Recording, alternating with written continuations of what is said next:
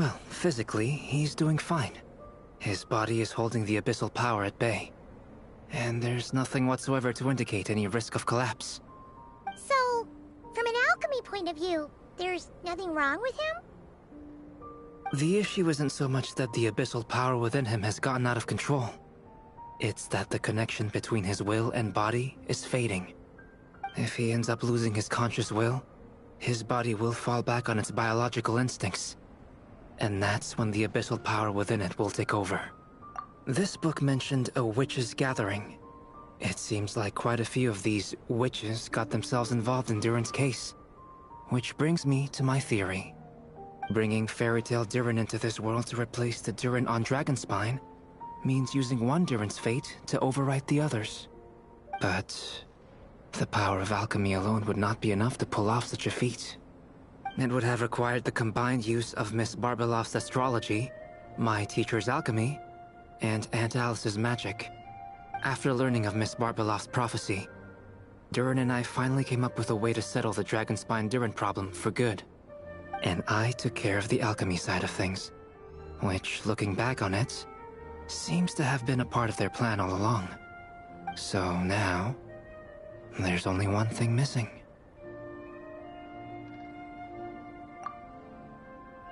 As for the fate theory our friend in the hat just mentioned, I still can't figure out how any kind of magic could possibly influence the fate of Tevat.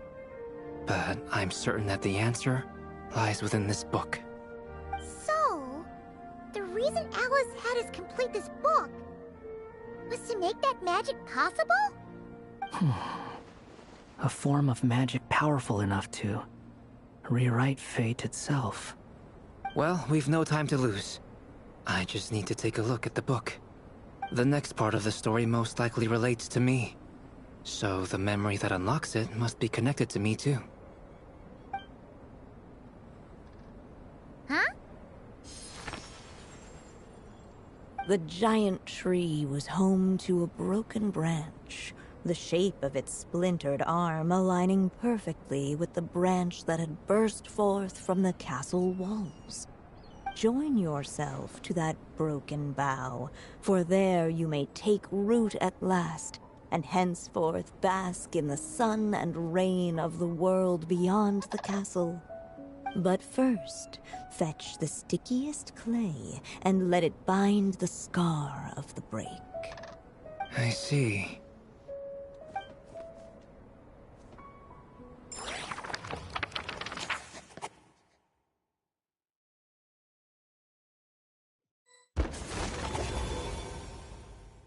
Guided by the breeze, the little dragon arrived at an alchemist's workshop.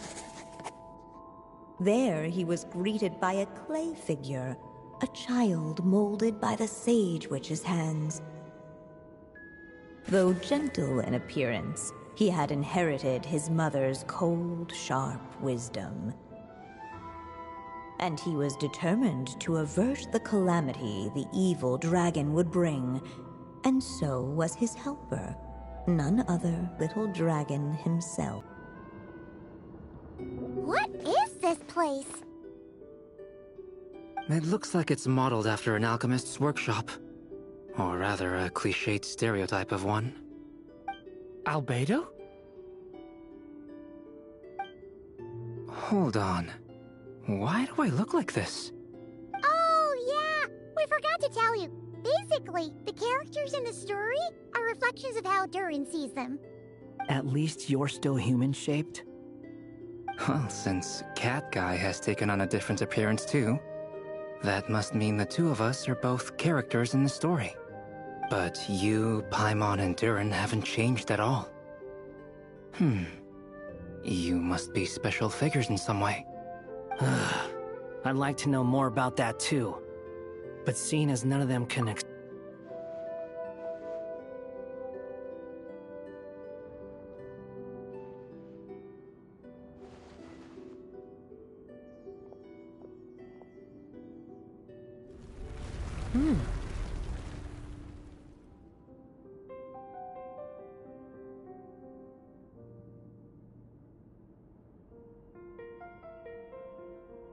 And just like that, The group stumbled upon a hidden passageway.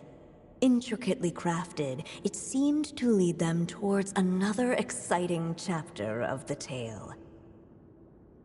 Come on! What are we waiting for? Next chapter, here we come! Ouch! But this was a chapter that had not yet been written. Ahead of them was a storyless void, and they could go no further. What? Then what's the point of having a path here?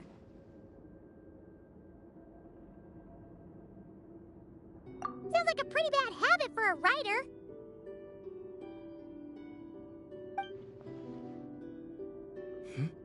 Over here. I found something.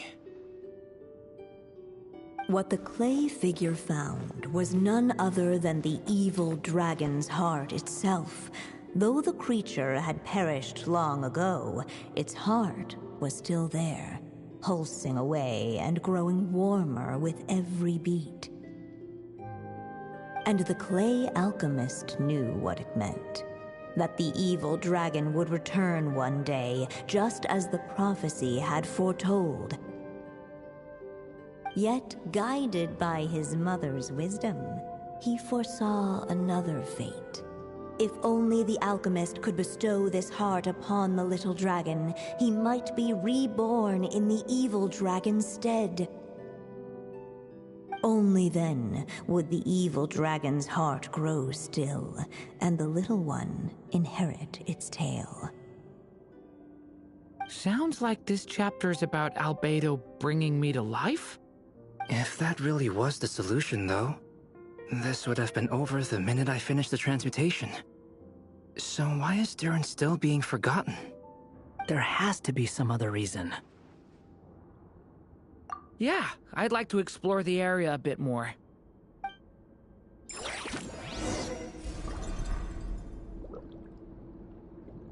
Unless the little dragon kept moving, eventually he would be forgotten.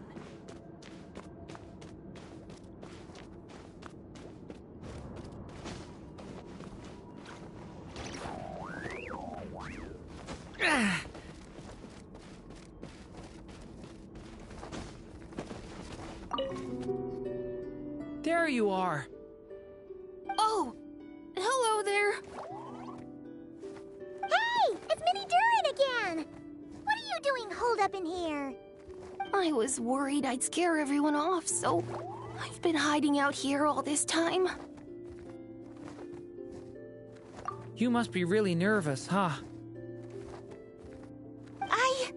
I guess I am a little nervous, but I'm also excited. I'm gonna get to stop the evil dragon and even become a human. It's all thanks to that clay man. He's the one who talked me into it. And once I'm a human, I'll be able to make loads of friends and do tons of important things. You'll make lots of friends, that's for sure. And go on many unforgettable adventures. I'm so glad to hear it. The only thing is, the clay man said becoming human isn't gonna be easy. So I'm feeling a little anxious too. He's right about that. Even if you manage to become a human, there will always be tougher challenges on the road ahead. Really? But even so, your friends will be there to help you. Oh? Then I'm not afraid. Funny, isn't it? After talking to you, I'm not afraid anymore either. So, are you ready now? Yep, I'm ready to become a human. What the clay figure found was none other than the evil dragon's heart itself. Though the creature had perished long ago, its heart was still there, pulsing away and growing warmer with every beat.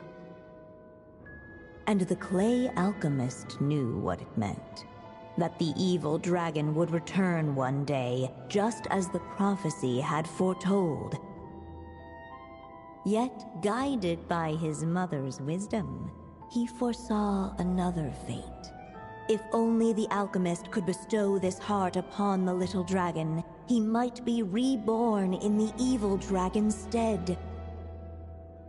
Only then would the evil dragon's heart grow still, and the little one inherit its tale. At last, the little dragon accepted the evil dragon's heart, and a new life came into being. The evil dragon's heart beat in his chest, and the little dragon's soul guided him forward. Thus did the prophecy hold true, even as fate had been rewritten, and so was the little dragon born anew.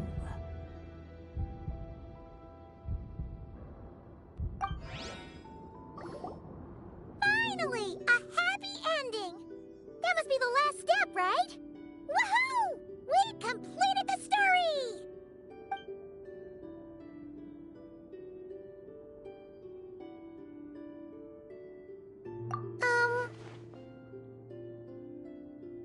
Born anew, the little dragon set off once more, his story far from over.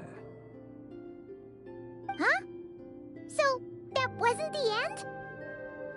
What comes next might be the most crucial part of all. The real last step. If fate really is as devious as they say, then I say, show us what you've got. Wow! You're all so serious all of a sudden. Kieran,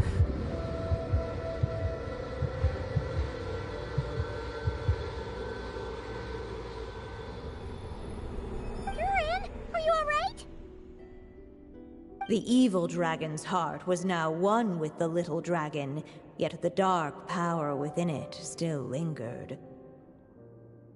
Would the little dragon dare to hold this power back, or would he simply give in? Hey! What kind of question is that? Of course he's gonna control it! What choice does he have? Time is running out. So, would the little dragon dare to hold this power back? Or would he simply give in? What's up with the narrator?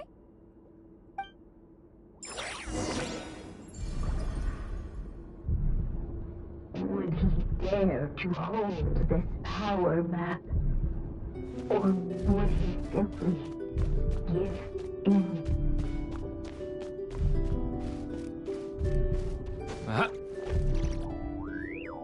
The little dragon and his companions blank. Blank again. Huh? What's going on? Are we running out of ink? Once the ink runs out, is that the end of the story? I had a feeling this would happen. What's happening to the others? Now that the story's ink was spent, all that lay ahead were blank pages.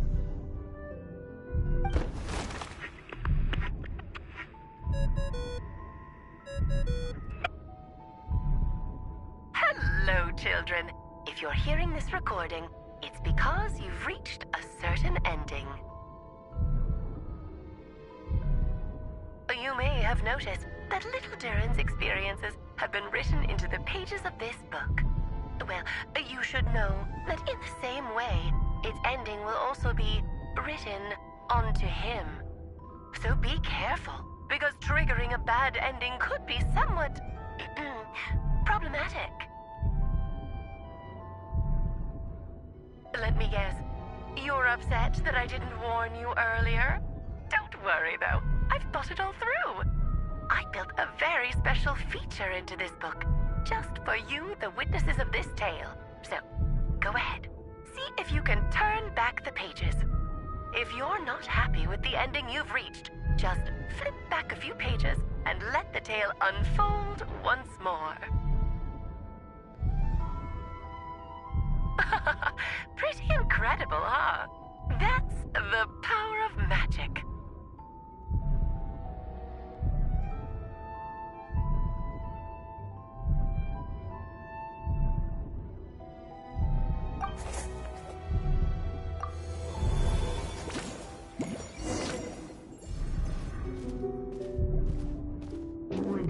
dare to hold this power map? Or would he simply give in?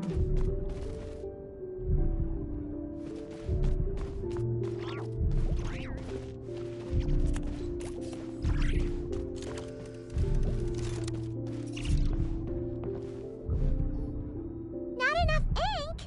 Seriously? Would he dare to hold this power map? Or would he simply give in?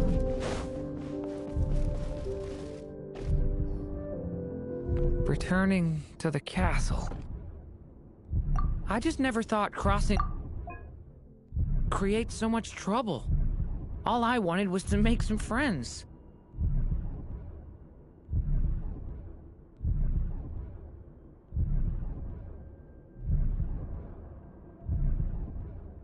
I'm starting to think I kinda miss being in Simulanka. You might look back on it with fondness, but if I were you, I wouldn't miss it. Why? Sometimes, moving on with your life comes at a cost. But that's better than going nowhere at all. You don't have to worry, Durin.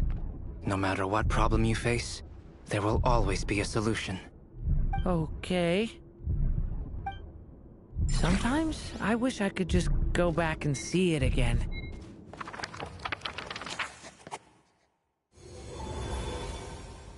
As the little dragon slipped back inside the castle's walls, the clamor of the outside world fell away. There was no danger here, no problems for the little dragon to resolve. As soon as his mother finished her story, it was time for the child to drift off into the world of dreams. And so the story ended, with the little dragon fast asleep in his castle, just like he had never even hatched. What's going on? I feel so weak. Hey, what's happening? Durin, wake up!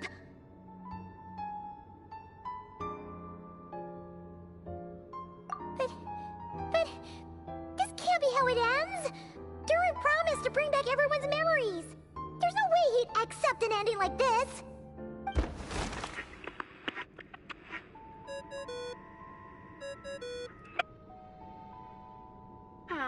Looks like you've discovered another possible ending. Do not lose hope. You just need to keep searching, for there are possibilities that only you can bring to life.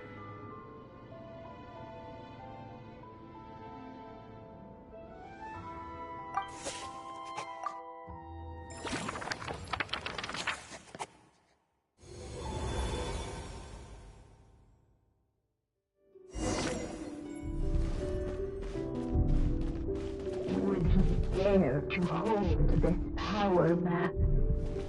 Or would he simply give in? Ahead of them was a storyless void, and they could go no further.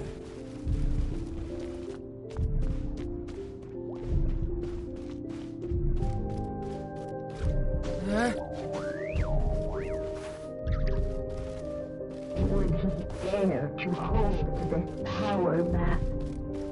Or would he simply give in?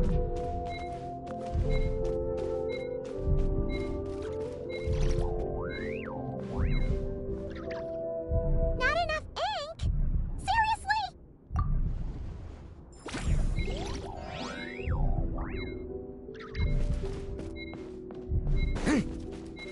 Would he dare to hold this power map? Or would he simply...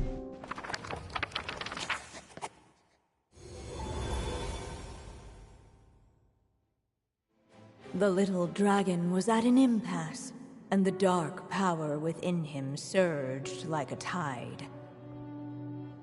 Unchecked, the darkness engulfed everything around it, including the little dragon's soul. The little dragon's story faded into nothingness, And in the world beyond the castle, only the evil dragon's tale endured. Is this me? And so the story ended, with the little dragon fading from sight, leaving nothing but the evil dragon. Oh no! That means Durin... What do we do now?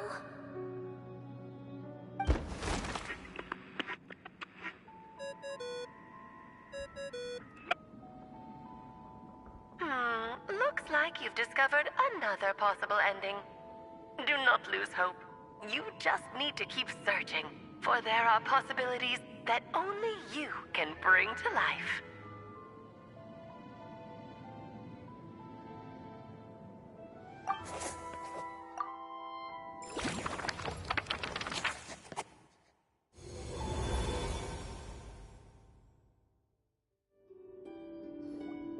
What's going on here? Why isn't the story letting Durin just suppress the abyssal power? It keeps getting stuck.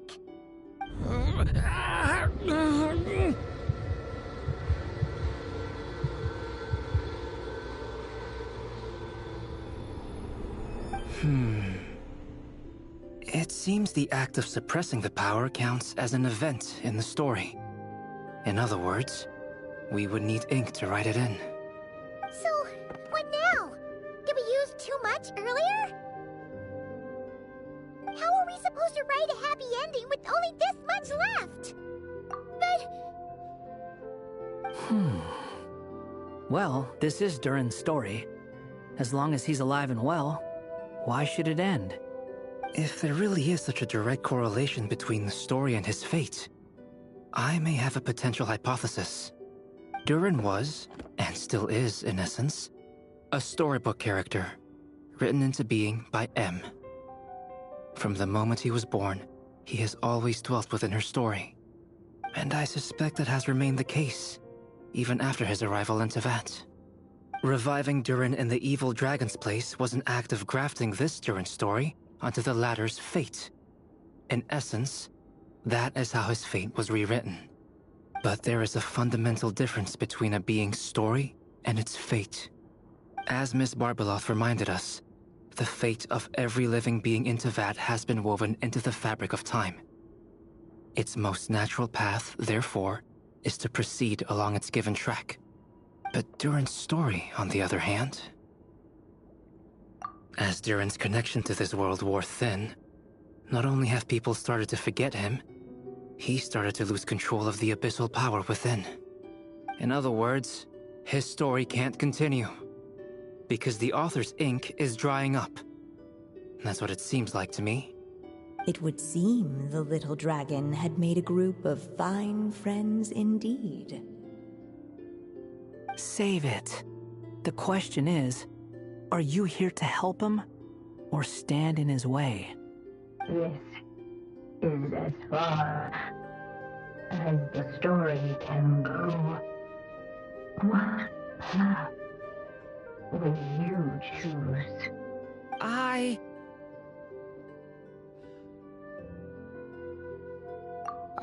suppose the final decision is up to me.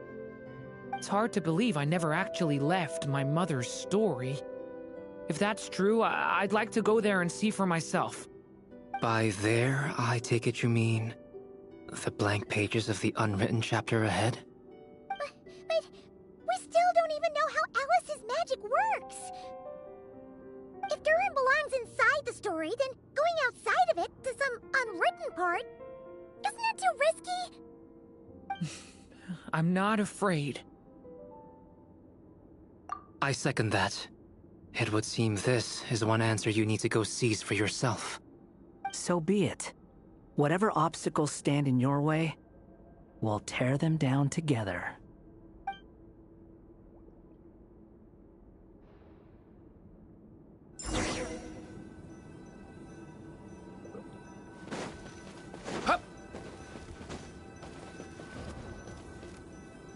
Facing that invisible wall, it was as if the little dragon Still, the uncloudable edge of existence itself.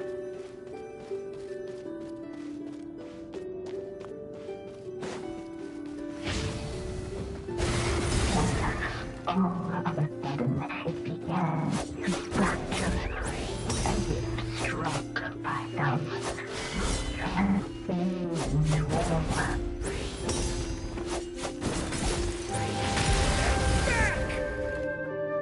Gotta keep going.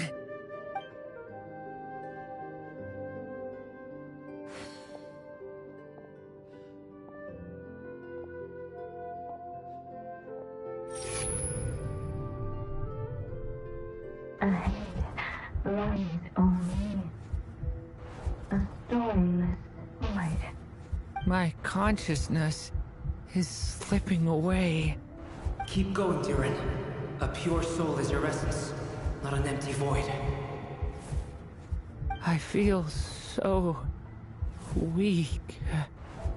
Stand tall, Durin. You are not some amorphous idea. The body I made for you is flesh and bone. Am I truly alive? Yes, Durin, but you must keep going. You're as alive and real as I am. I can't feel a connection. You're not alone in this world, Durin. At the very least, you have me. I can't remember anything. Who am I? Your name is Durin, and there are many who still remember it. My name is Durin. You're taking too long. Come on, Durin, run! In this world, fate waits for no one. Wait! Where am I meant to go? What am I supposed to do? Go. Make your wish come true, Durin. My wish?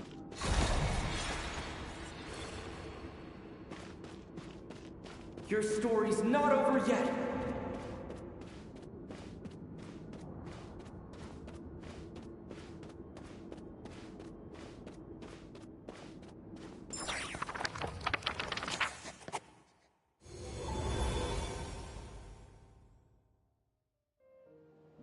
Silence, huh? Have you nothing to say about my proposal? Let me get this straight.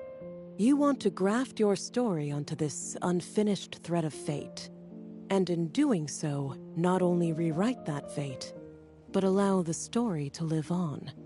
Quite the brilliant idea. Still, the story's survival depends entirely on whether the author keeps writing. Exactly. And the moment foretold by the prophecy is still centuries away. I see. I thought my own ignorance might be the problem. That I'd asked more of the noble science of alchemy than it could ever deliver. Or that I had failed to discern the heavenly signs and grasp the secret truth underlying the prophecy. Little did I imagine that time itself would prove to be the greatest hurdle of all. Well, my friend, this has been a most intriguing experiment.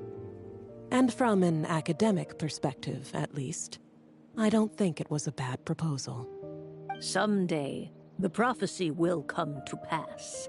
So remember, my friend, much like the stars themselves, there will always be something that transcends the test of time. Thank you, everyone. You've helped me so much already. But, Alice, I still have one final favor to ask of you. Will you lend me your magic one last time, just enough for me to keep his story alive until the prophecy is fulfilled? You mean you want me to extend your lifespan? No, not in that sense. As Rheindotter once told me, the laws governing life and death are among the most unyielding in this world. I'm well aware of that. Whether it lasts a day or an age, the span of one's life is determined by fate alone. If I tried to breach that law by force, I'm afraid I would lose what makes me human. This is not a path I want to go down. If I am to die, then I shall die a human. So what is it that you want me to do? I would like you to send this pen of mine into the future. I see. Then perhaps there really is a way I can help. I could create a kind of story magic to take over the writing once you're gone. Oh, but for it to work, you would need to provide enough of your own words for it to learn from. How much? Oh, an immense amount. So much, in fact, that you would have to spend the rest of your life writing. And even then, I'm sorry to say, it would not last forever. No matter how much you write, there is a limit to the number of words you can leave behind. But the world itself will never stop changing. Someday, perhaps, even your entire corpus will not be enough for the magic to continue describing this world. And when that happens, the story will end. Still, it's worth a try.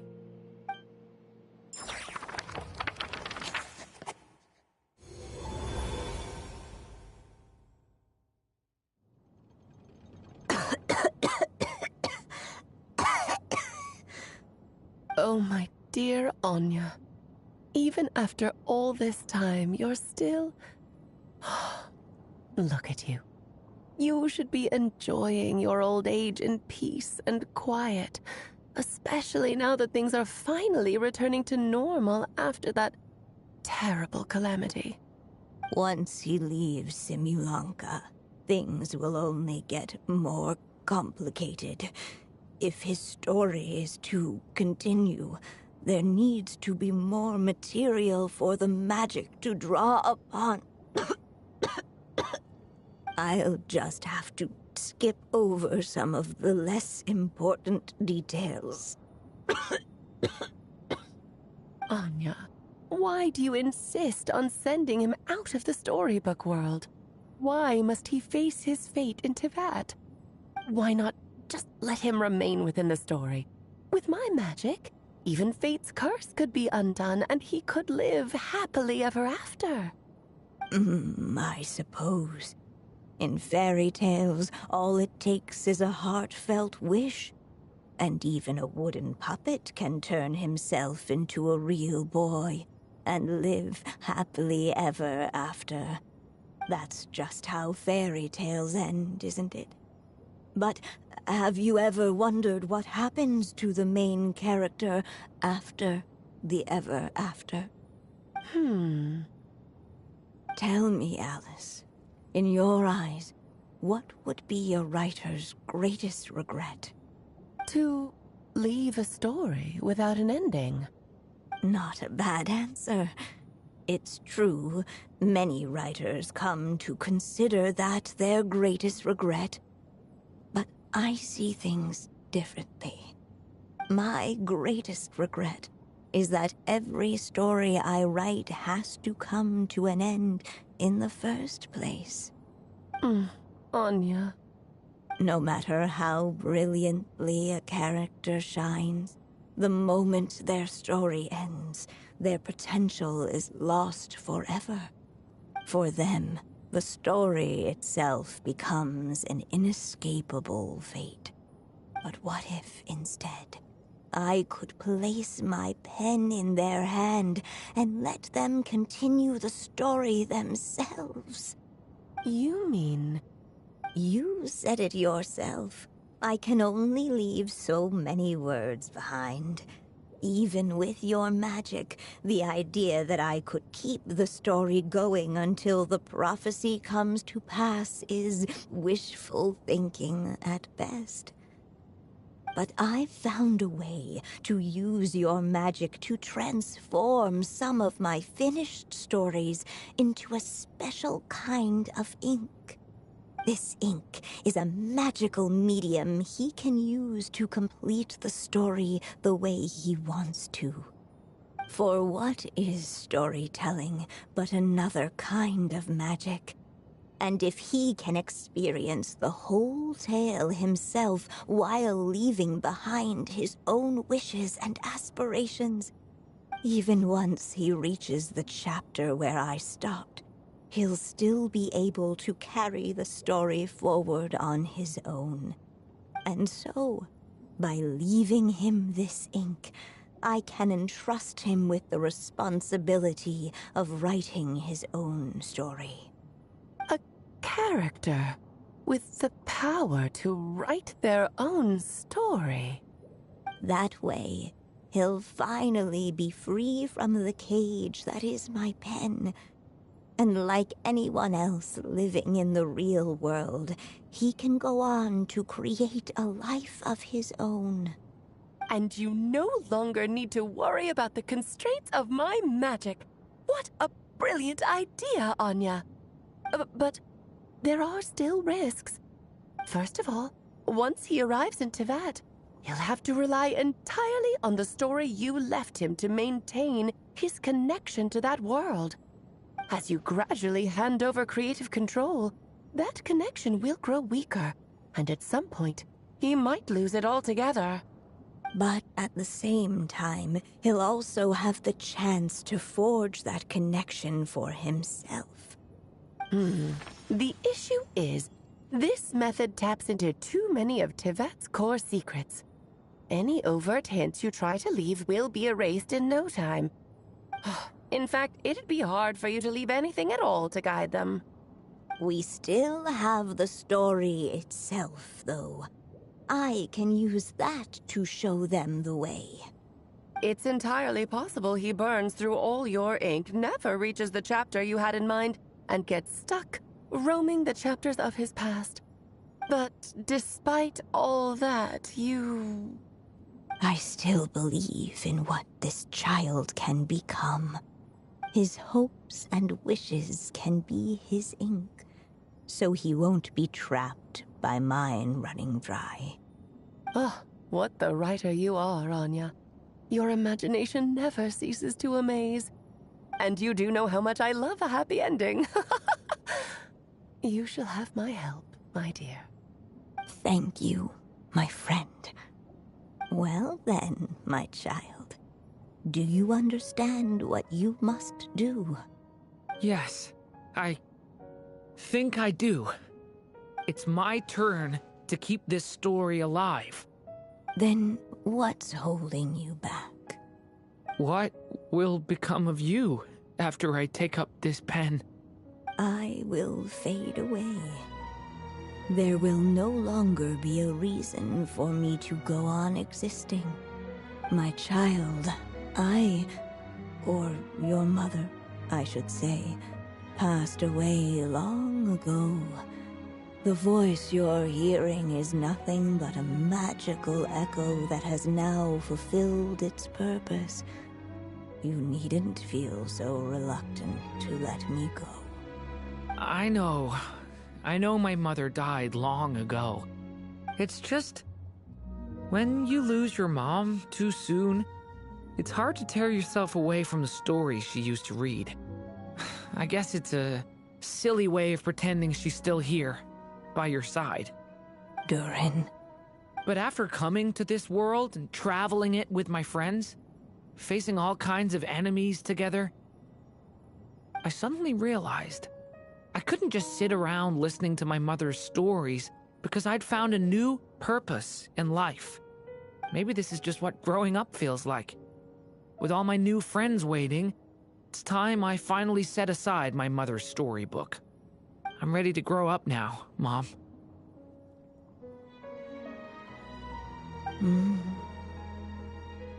Then take this. A gift I should have given you a long time ago. You've witnessed this story from the very beginning. Made your wishes, offered your blessings, and even wrote your choices into its pages. From here on out, this pen is yours. Now I ask of you, the other pillar of this story, as both its reader and its witness, will you turn the page so the next chapter can begin?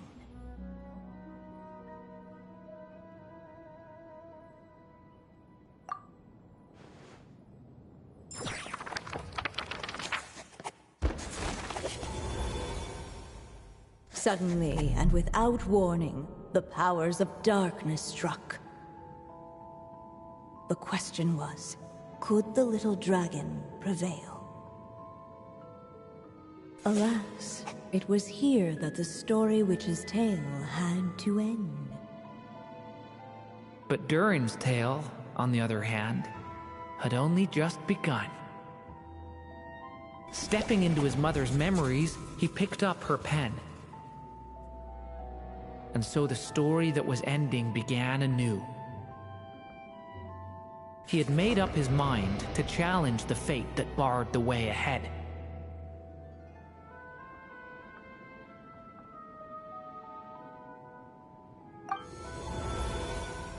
Looks like this is the final step. A chance to strike back at fate? Now that's not something that comes knocking every day.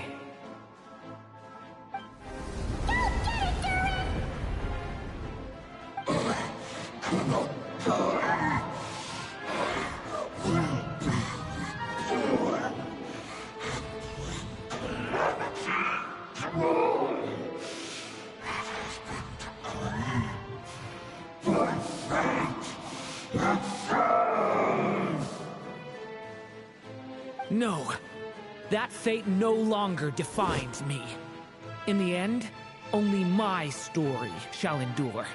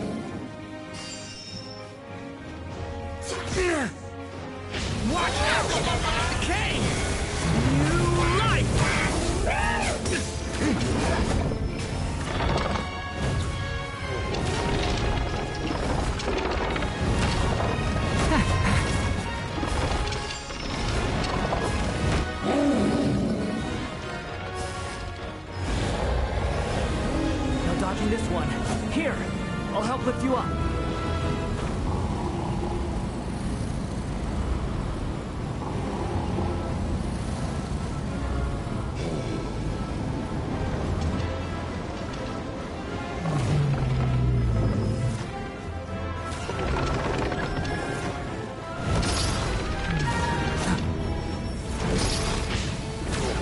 Only my story shall endure.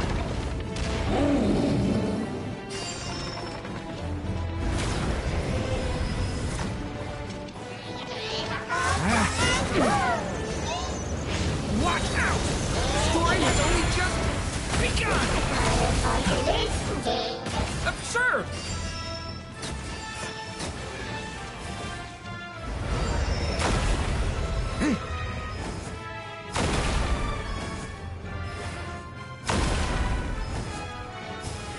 but there's nowhere to hide. Here, I'll cover for you.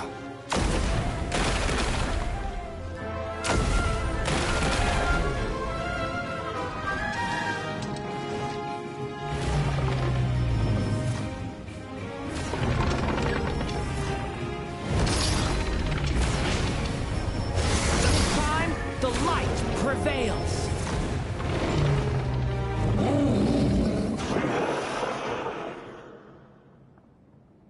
Thank you, Mom. And so it was that Durin defeated the darkness and rewrote his fate. But his story is far from over.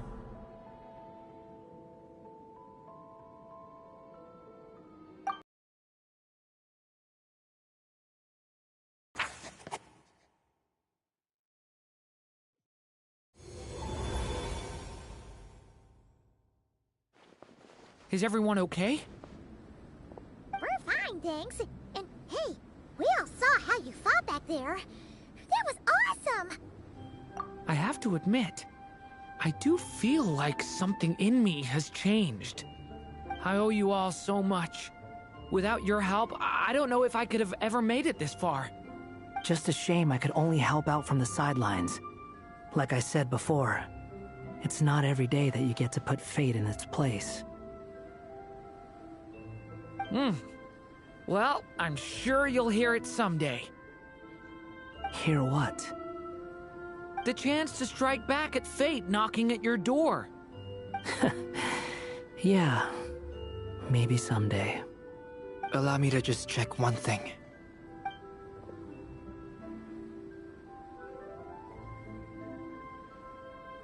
Yes. The abyssal power within you has stabilized again. And those strange symptoms you were experiencing seem to have completely disappeared. Oh, thank goodness!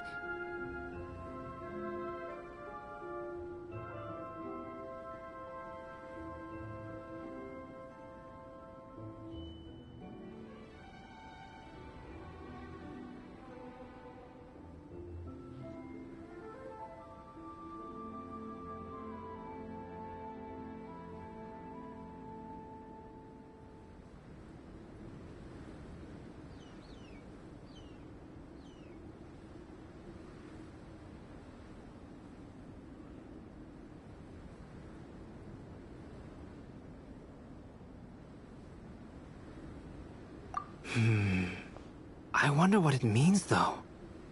Aside from the principles of alchemy, what other law of this world governs his being? Look, it all turned out fine, so just leave it at that. Now that this one's out of danger, it's time for me to get out of here. You're leaving so soon? Don't humans usually throw a party after something like this? A party? Do I look like that kind of guy? Anyway, come find me again next time you're in trouble. That's what friends are for, right?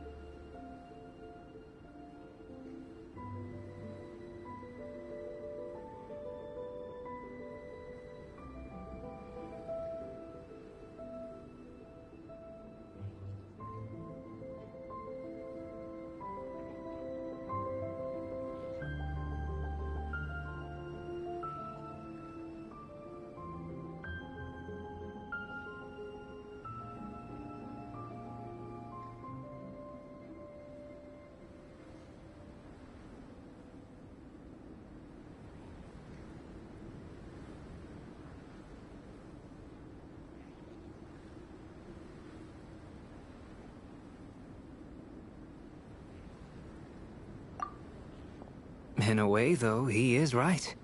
This is Durin's moment to celebrate, not the time for academic discussions. Hey, I don't blame you for asking. And honestly, I'd be perfectly happy to talk about it. It's just, I wouldn't even know where to start. It's all right. I'm sure we'll get a chance at some point. After all, your story's only just begun. Mm-hmm. All right then. Traveler and Paimon, we'll part ways here. Given the extraordinary nature of the things we witnessed today, I need to make sure it's all recorded properly. Okay, see ya! So, it's party time next! Huh?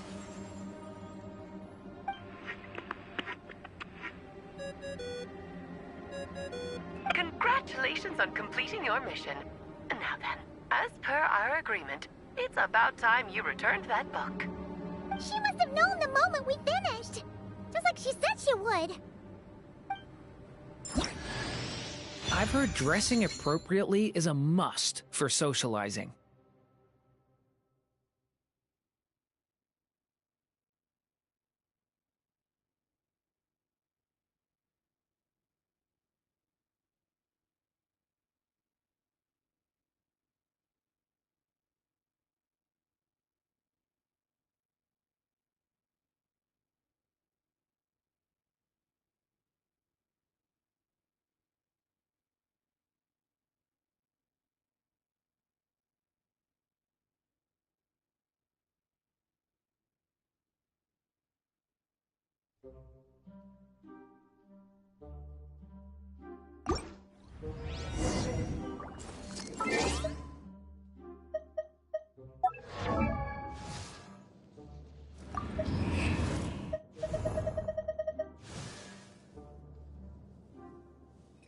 Huh?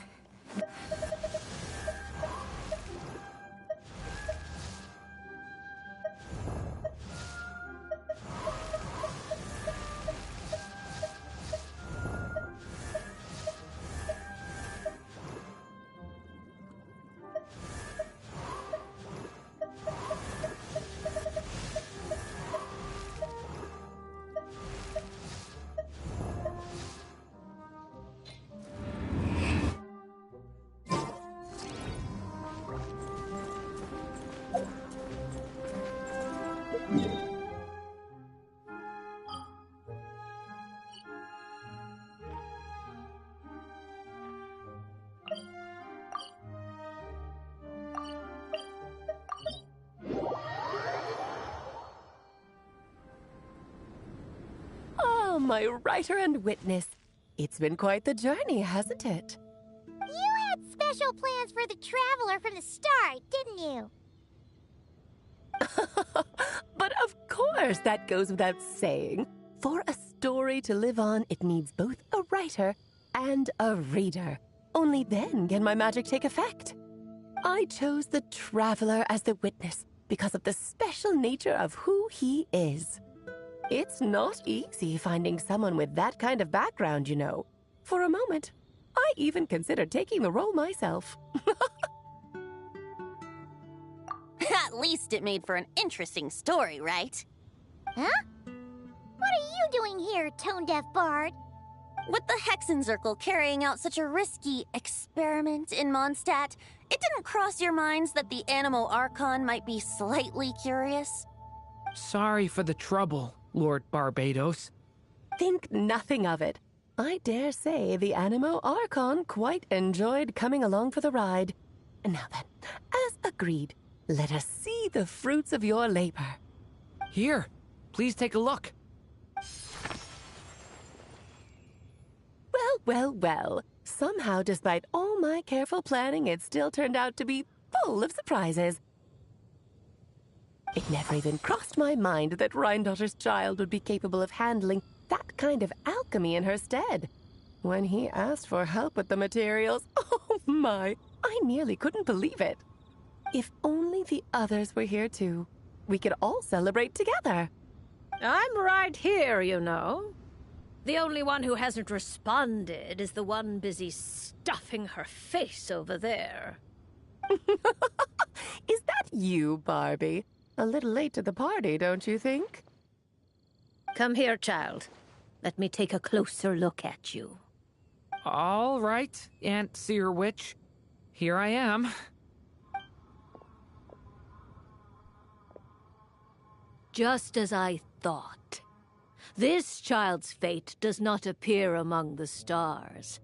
Anya has accomplished what almost no one before her could. What does that mean? Child, all you need to know is that you're very lucky indeed. Oh.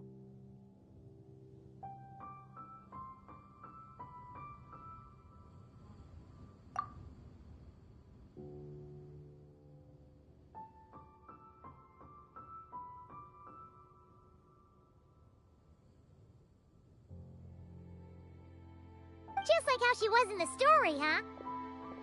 Tell me, little Durin, what will you do next? I, for one, cannot wait to see how your story unfolds. Well, there's so much I want to do. I'm not even sure where to begin. How about settling your most recent regret?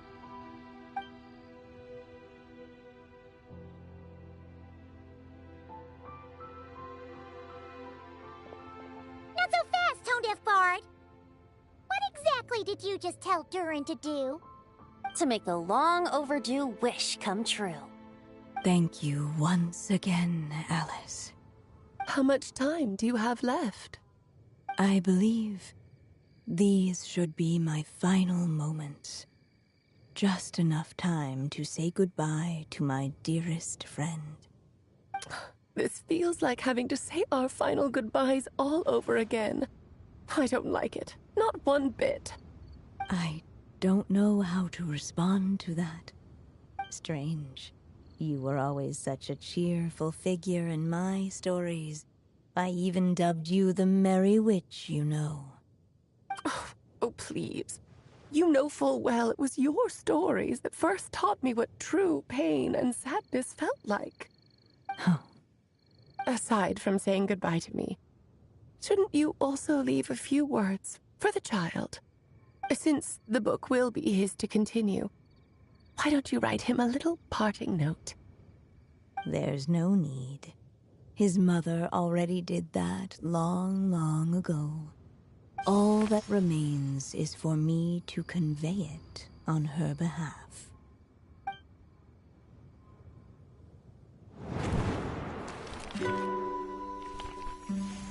My child, these may be the last words I get to leave you.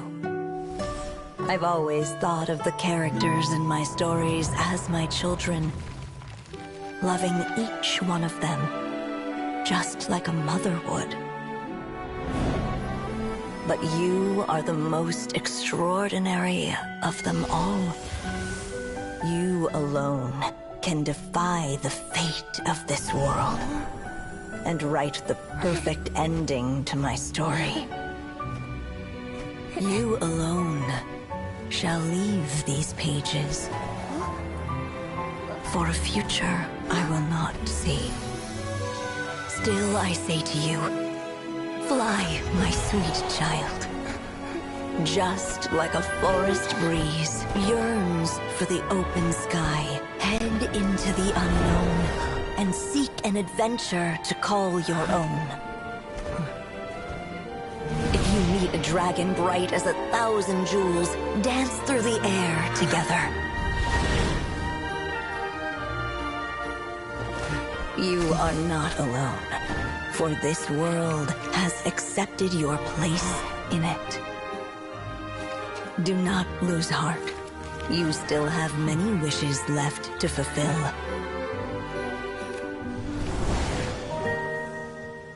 A long tale awaits you, my love. Let songs and flowers be the ink that fills its pages. Take my pen and use it to continue your story.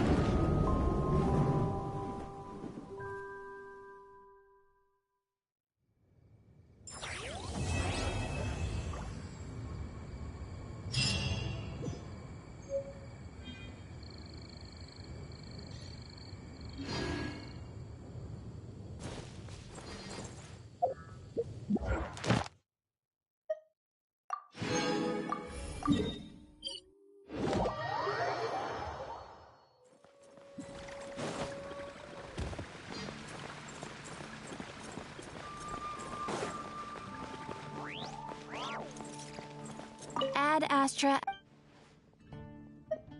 Thank you for completing to... Ad Astra.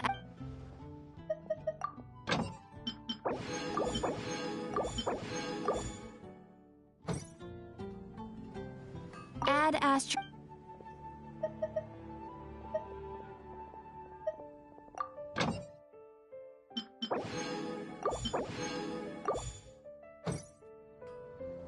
Ad Astra.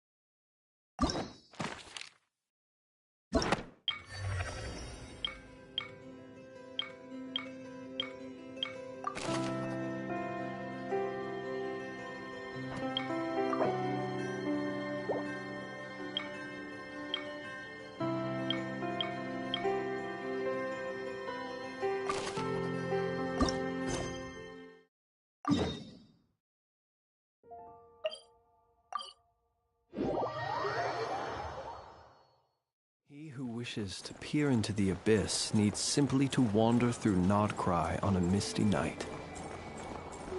The march of the Wild Hunt will be sure to drag him into the darkness.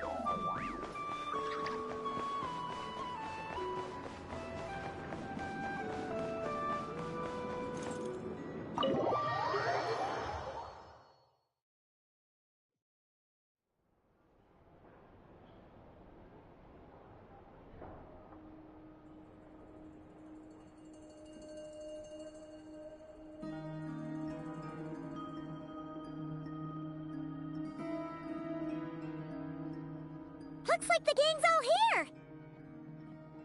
Yep, all ready. How about you two? Green and good to go? Paimon's ready! Great, let's get rolling then. Great. Well, first things first. Wait. Someone's here. We heard your footsteps. Although... You've been here for a while now. I take it you followed the Traveler, but I don't sense any ill intent in you. Come on.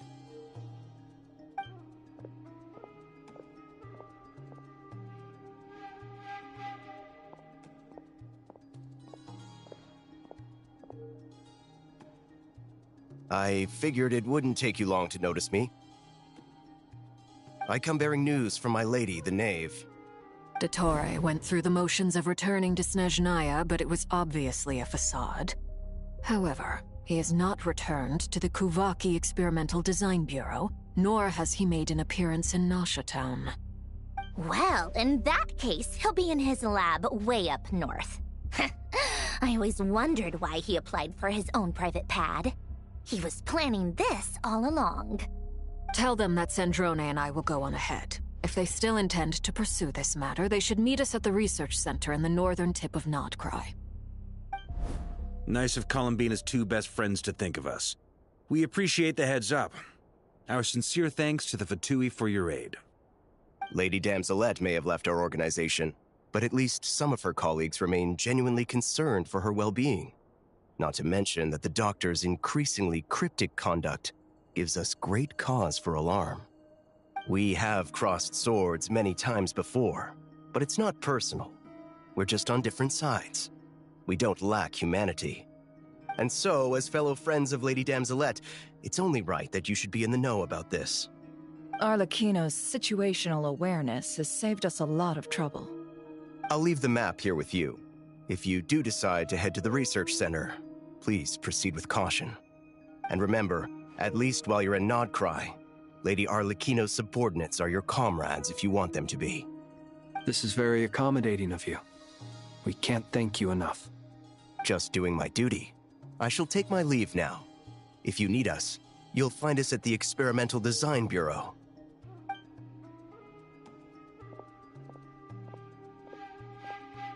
So, the Doctors left the Experimental Design Bureau and headed to some research center up north. Marionette seems to think he's been planning this for a long time. But when did it start? Before he even arrived in Nodcry? It seems his loyalty to the Tsaritsa is lip service at most. Behind the scenes, he may even be working against her. Whatever his motives, we know that he's decisive and incredibly ruthless. Facing him unprepared would be a recipe for disaster. At this stage, it's difficult to predict his next steps. I suggest we split into 2 groups. We need some people to stay behind and guard Nasha Town. Well, as much as I'd love to help, infiltrating research labs isn't really my area of expertise. But at least take Cool Your Jet's Ducky with you. It should be some help during the battle. And as for Miss Inefa, I suppose you will stay to protect Miss Aino? Detecting operational logic. Protect Aino. Priority. High. Just in case, Servarka, I think it would be best if you stayed behind as well. You can leave the research center to us.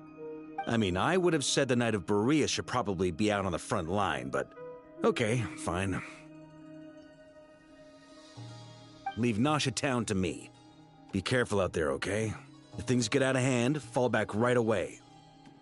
Yehoda will be on hand to assist you. In my absence, she can handle any intel gathering work. You got it, boss. You guys make sure to get back here in one piece, all right? We will. Things are moving fast. We'd better head off soon if we hope to keep pace. So, it's infiltrate a secret research facility, or... Yeah, alright.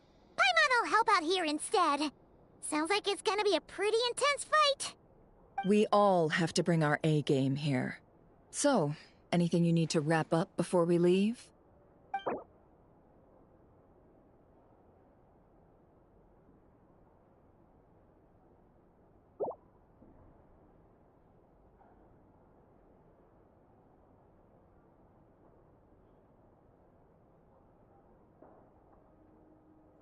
Then you'd better get going.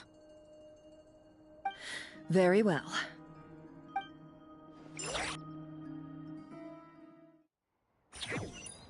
All these broken machines on the ground. Someone got here before us. Could it be Arlecchino and Sandrone?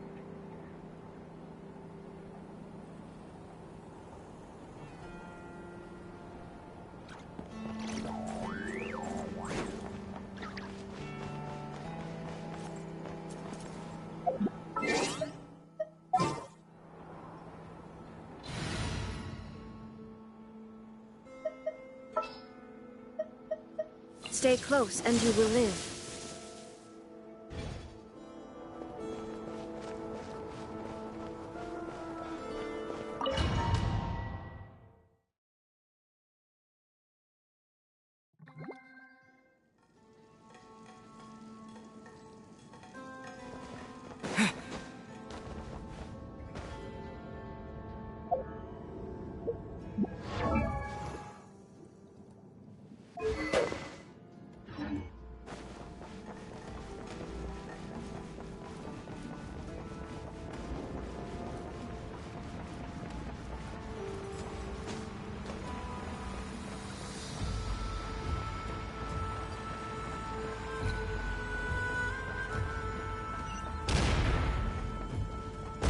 That's quite a welcome party.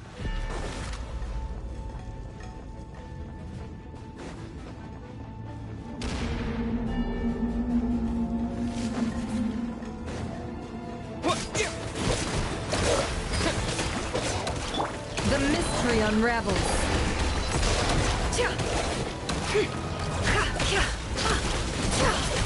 Can't hide the truth. It all adds up. The night cometh.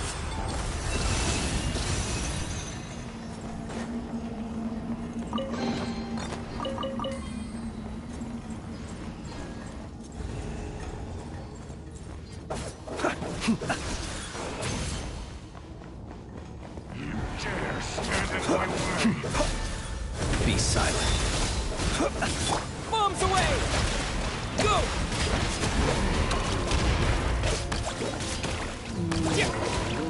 Can't hide the truth.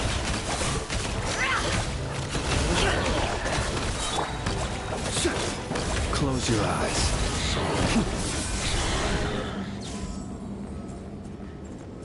Get back! I said get back! Do you hear me? Why isn't it working? No! Don't come any closer! Don't!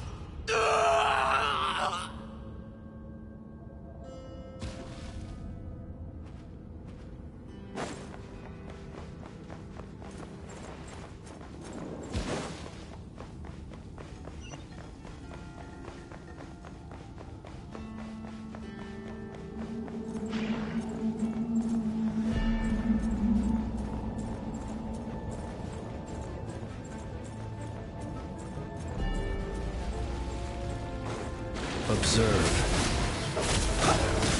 For the everlasting forest.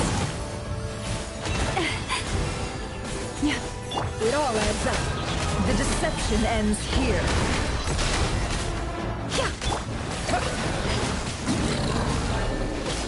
No more lies. You poor souls.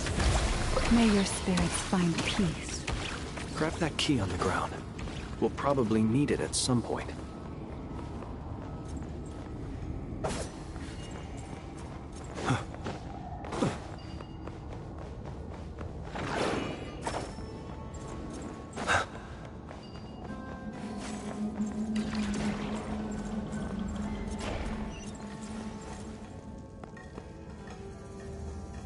Watch out. Ugh, there's no way through. Let's go around.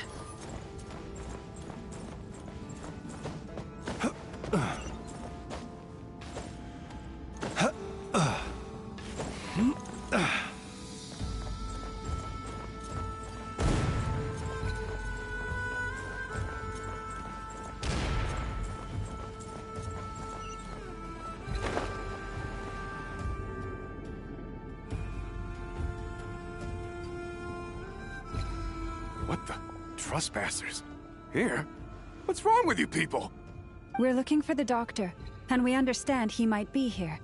I see you're fleeing the facility.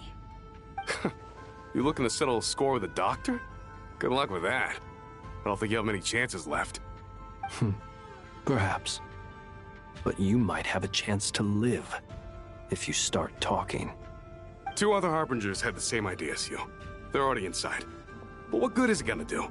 The doctor wouldn't do something like this unprepared. Seems to me that you're not too thrilled about being his subordinate. Also, is it just me, or do I sense monsters nearby? If you'd prefer their company to ours, that can easily be arranged. We need to know what the doctor is up to. Please, if you know anything at all, tell me. This is about more than us versus the doctor. His actions could have consequences for all of Nodcry, and perhaps even your homeland, Snezhnaya.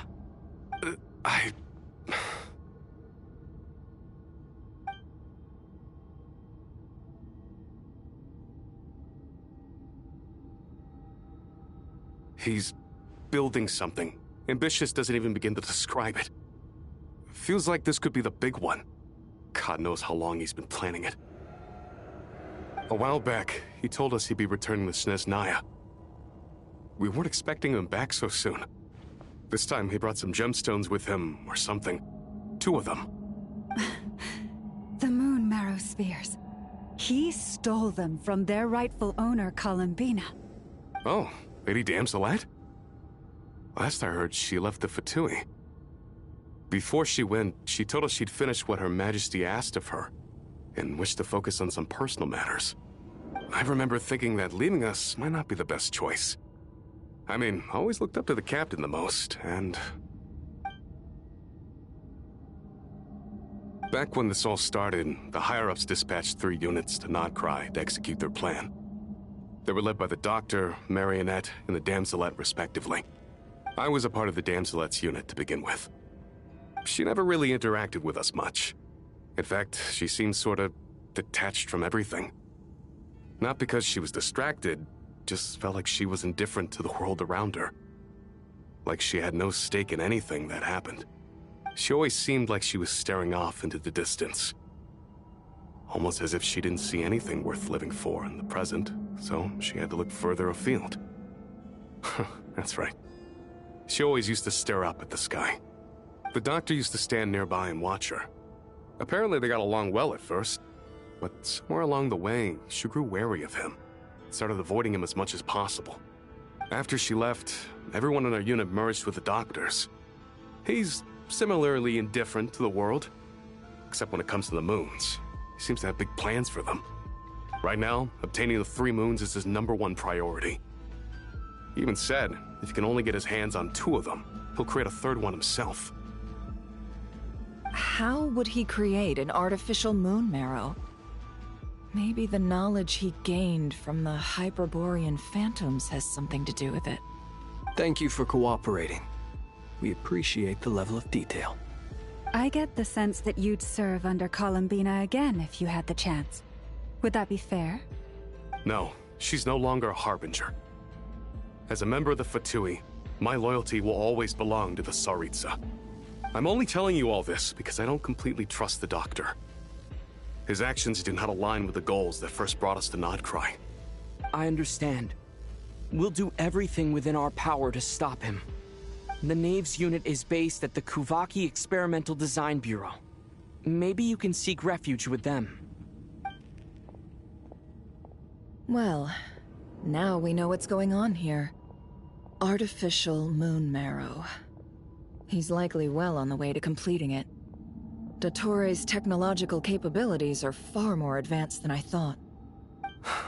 I fear this could get ugly. Everyone, prepare yourselves.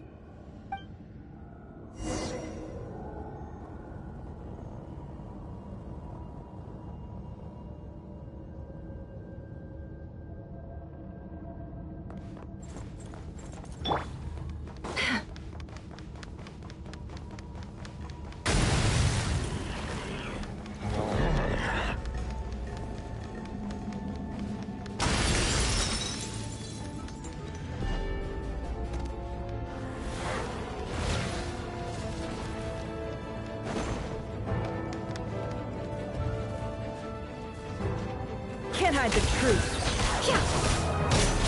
The mystery unravels. No more lies. Beware the creatures of the night. Observe.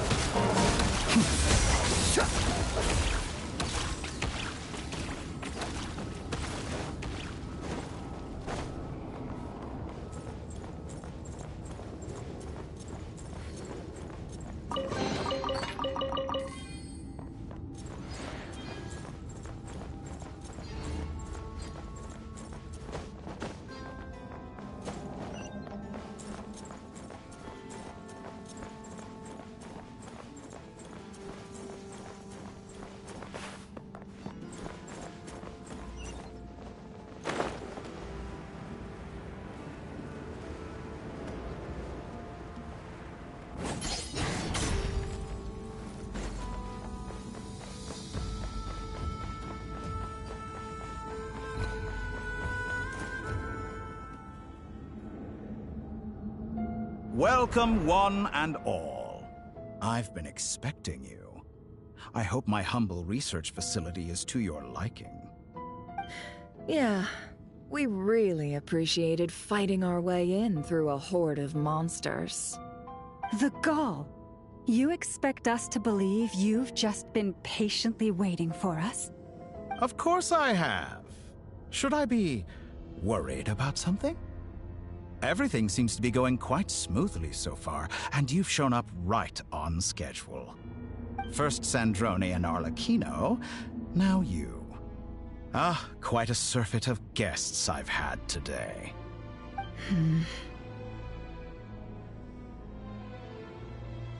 If you were looking for them, I should probably mention that Arlecchino disappeared as soon as she entered the facility.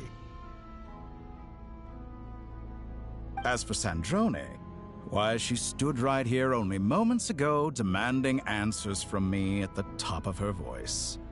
Hardly out of character. She never was one for basic courtesy. But I have to admit, I was a little surprised to see her showing concern for someone besides herself. Does everyone you associate with undergo such a change in temperament? Speaking as a researcher, I have to say, it is not a change for the better. It threatens one's ability to remain objective.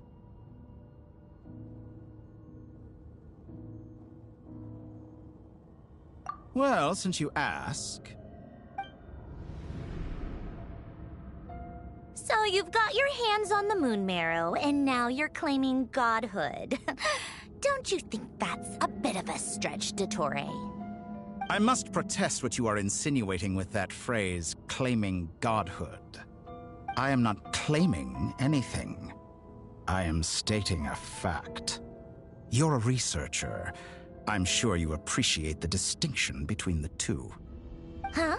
Wait, you really think you're all that? You'll excuse me if I'm not being a polite little lady for you. We're colleagues. We both know what kind of person you are. By the same token, I knew you'd respond along those lines. You and I both understand that facts speak louder than words. To that end, I've had my people send you a small gift. It should go some way toward helping you understand my present position. What gift?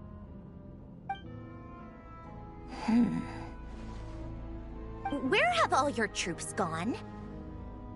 Who knows? Perhaps they are already marching toward a new world, following in the footsteps of an unknown god.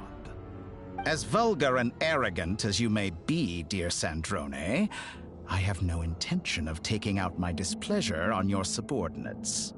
They will enjoy equal rights to my own. You sent your people to the Experimental Design Bureau? That's the Tsaritsa's property. Yes, and I am very mindful of Her Majesty's instructions. But you know full well that they do not conflict with my present goals. In which case, all I'm doing is conducting another one of my experiments. Is there a problem with that? Now then, you have a judgment call to make. Am I simply lying to stall you? Or is it possible that every word I am saying is the truth? In which case, your subordinates really are in danger. So now you've turned on fellow Fatui soldiers. You're completely insane. I have set a new rule for myself. Each person gets one chance. Naturally, that includes you, Sandrone. If you wish to leave, I won't stop you. We are colleagues, after all. Scumbag!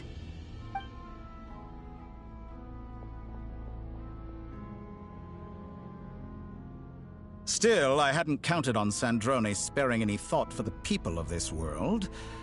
Shame. I always found her self-centeredness to be one of her few better qualities. How can she ever hope to achieve greatness when she's so obsessed with protecting her little design bureau? It's more than a little disingenuous to speak of achieving greatness while taking hostages. Or does honor no longer mean anything to you? Honor? I have the marrow of 2 moons in my possession and will soon complete the construction of a 3rd. I will be the god of a new world.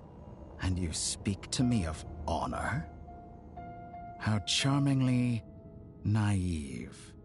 Those are sacred relics. You do not deserve them. In my view, many in this world do not deserve to be alive. And yet, I mercifully permit them to go on living, do I not?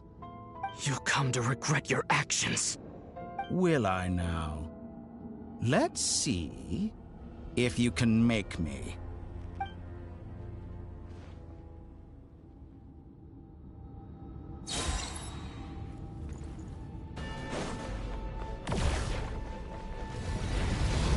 Be silent.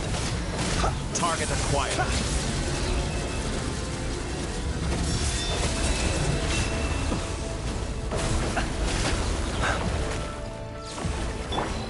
Is that the best you can do? The deception ends here. It all adds up. You won't feel a thing. No more lies.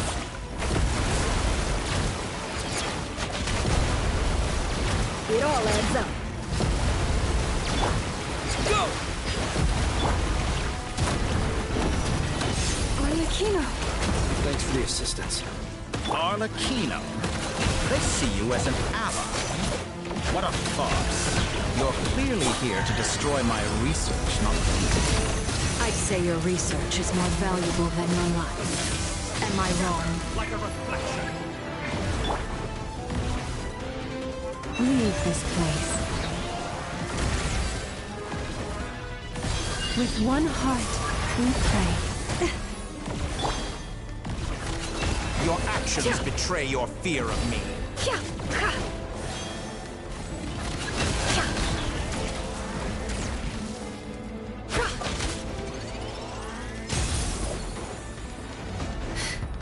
It all adds up. Seek within. Transfixed. This is where you come.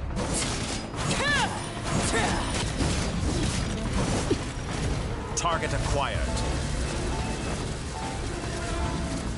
You won't feel a thing. Overruled.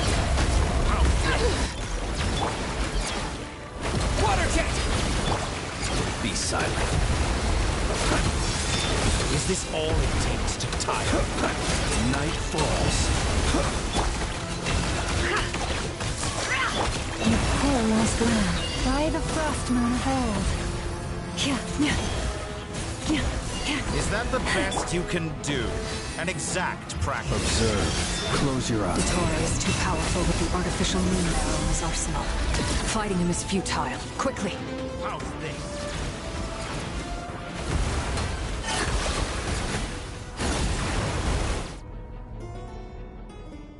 Let's go. I've always thought it is wiser to flee than surrender.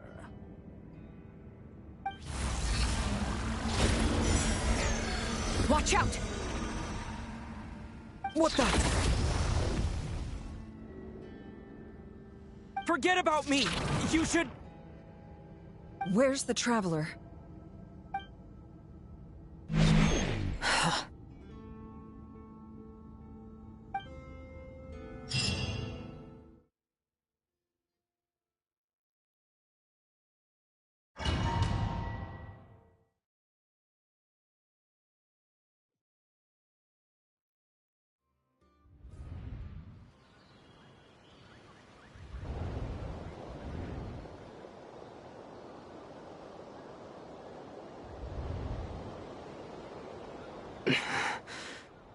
What just happened? Nasha Town?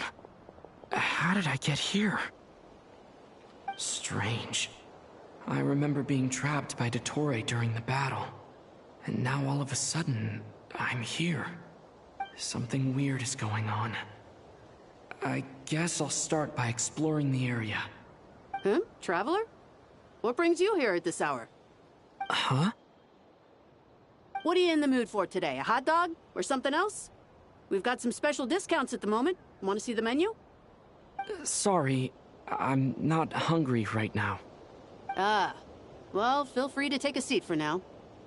Let me know if you change your mind. Everyone seems to be acting normal. Am I just overthinking? Oh, darling, look who it is. One of our regular customers. Get the Traveler something to eat, would you, dear? Wait, why is he talking like that? Well, I'd love to, but can't serve a customer unless they order something. Anyway, I take it your business is wrapped up? Yes, thankfully. It was a long trip, and it's left me feeling pretty exhausted. But the upshot is, I won't have to leave again for a good while. We can have some quality time to ourselves. Wait, these two are a couple? I see some kids around too. I didn't know they had a family. Hey there! I haven't seen you in ages! What's keeping you so busy? I've been looking forward to playing with you again. You forgot already? You're silly. Daddy brought you over to our house recently. We had some snacks together. What is she talking about? We've had a lot of customers over the last few days, so we've been real busy. And like my mom always says, some people are more than just customers. They're friends. Oh, another customer's arrived. I better go see what they want. This is all wrong. I never once heard the owner of this restaurant talk about their family. It certainly isn't a family-run business. And that child? I don't recognize her at all. Could this be a false memory? Very good. I knew you had it in you.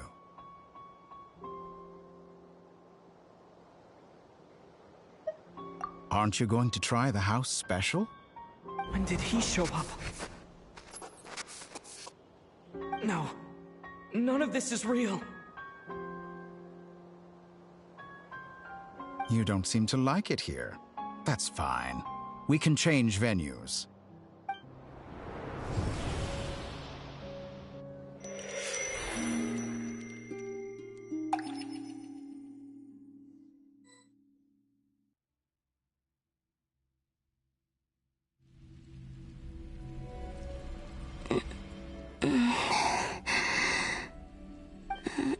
I'm still alive. Where is this place? It took all my strength to open the moon gate, and then I leapt into it. So this is the moon's reflection?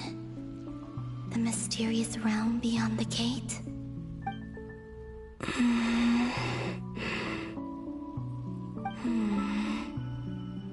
I can't sense anything. I guess I could try opening the gate once more.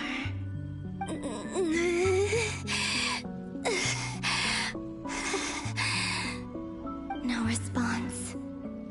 Maybe this space can't be opened from inside. If this was the space that killed both Revier and his lover, then why am I unscathed? Or... no, I'm not unscathed.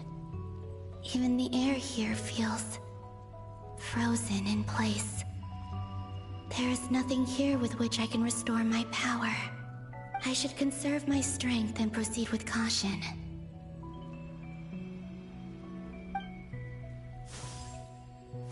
I don't believe Dotori's scheming will stop just because I escaped. If there is any chance that I can get back to the others, any chance at all, I must return.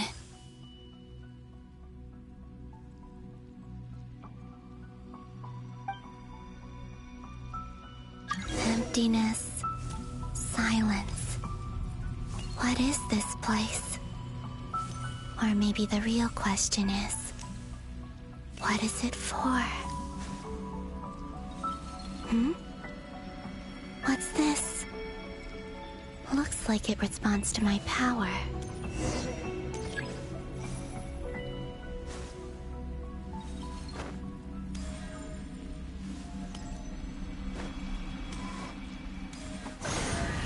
Golden. Like Kuvaki. Is it some sort of guide? And why does it feel so familiar? I might as well follow it.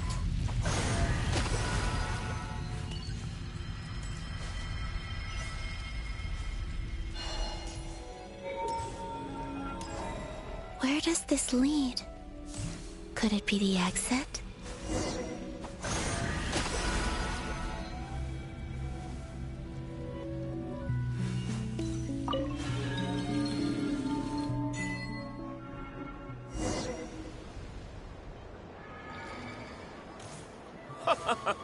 Welcome home, Moon Goddess. Is this Nasha Town? But isn't Moonbriar Night over already?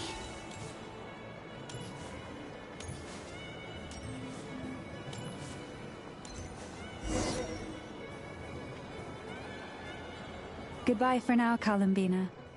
I hope you have a wonderful night. I will. Everyone else. And... me? Are these... my memories?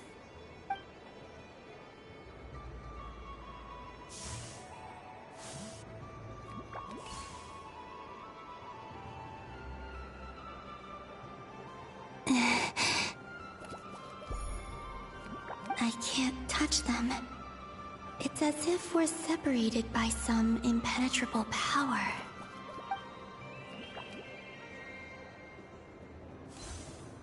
Over here! Over here!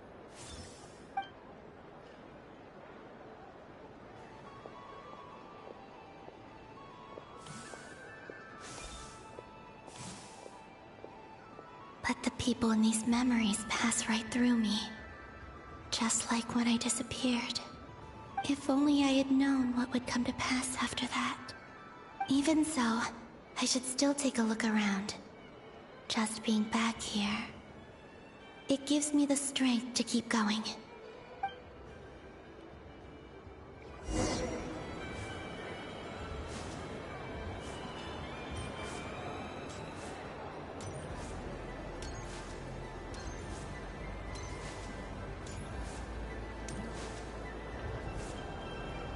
Welcome home, Moon Goddess. Oh, you're the genuine article. Alice was right. This Moon Prayer Night was worth watching after all. Oh? Yes. That was the fortune-telling stall run by Barbeloth from the Hexen Circle.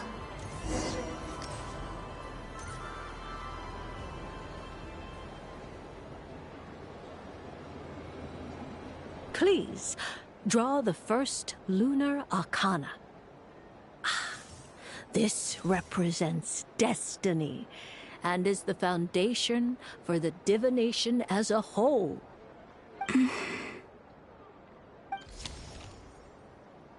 My destiny. I believe the card I drew was the moon. Now that I think about it, Barbeloth's divination was absolutely right. It's almost time to draw the last card. The one that represents the future.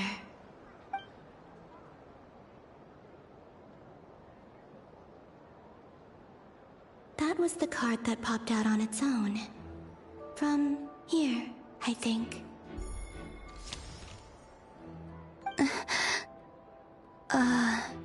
Kuvaki Pulse?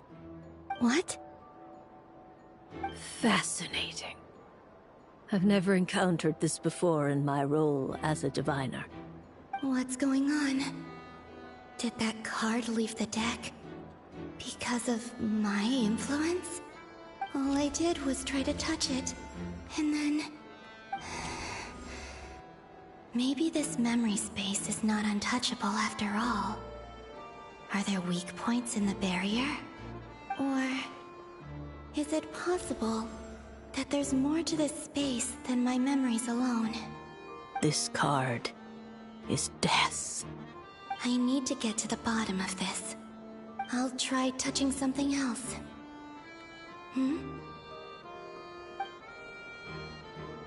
Is this... the wind? No, it's gravity. It's pulling me outwards. No, Traveler!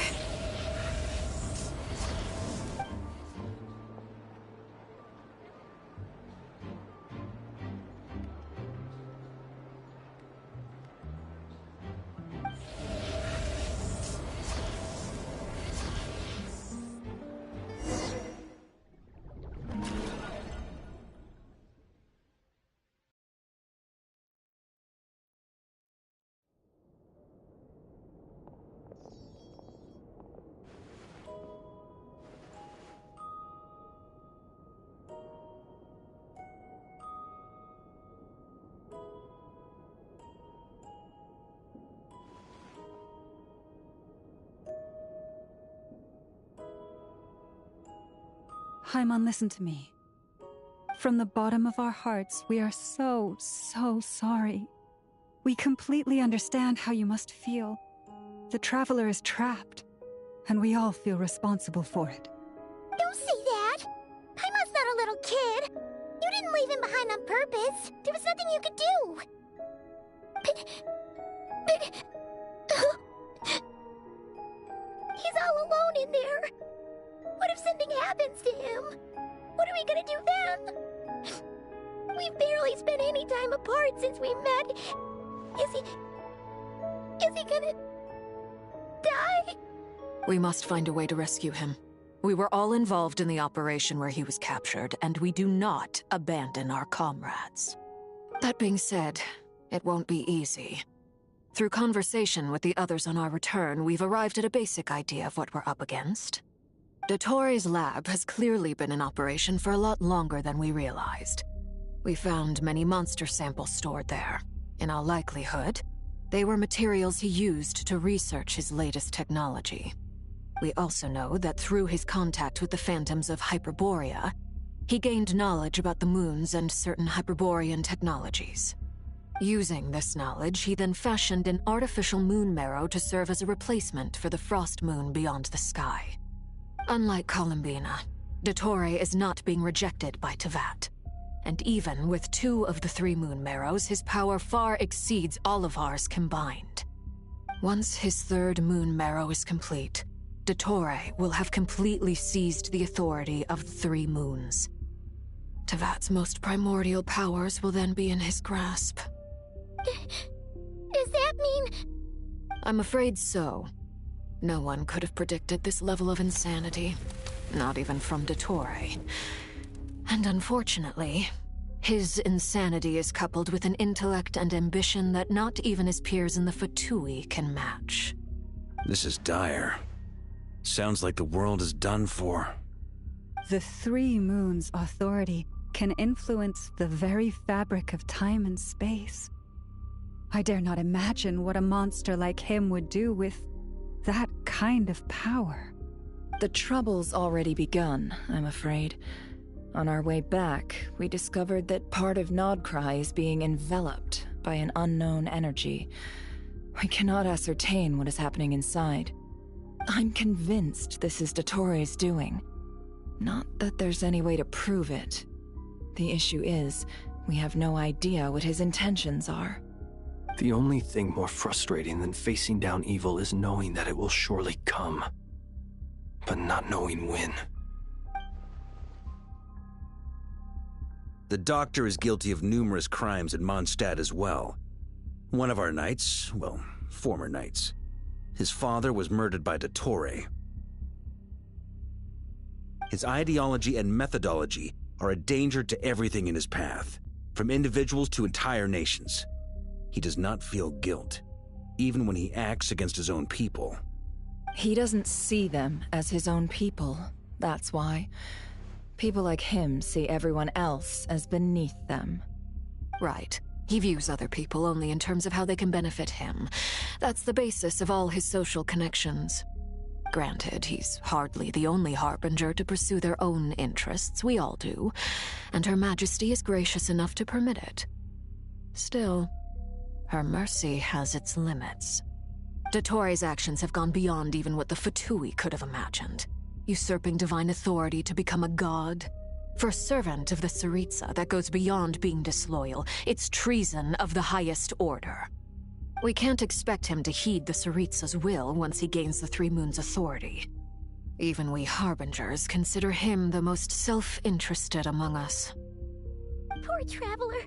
Of all the people to get caught by... We have to go save him right now! Please! We gotta find a way!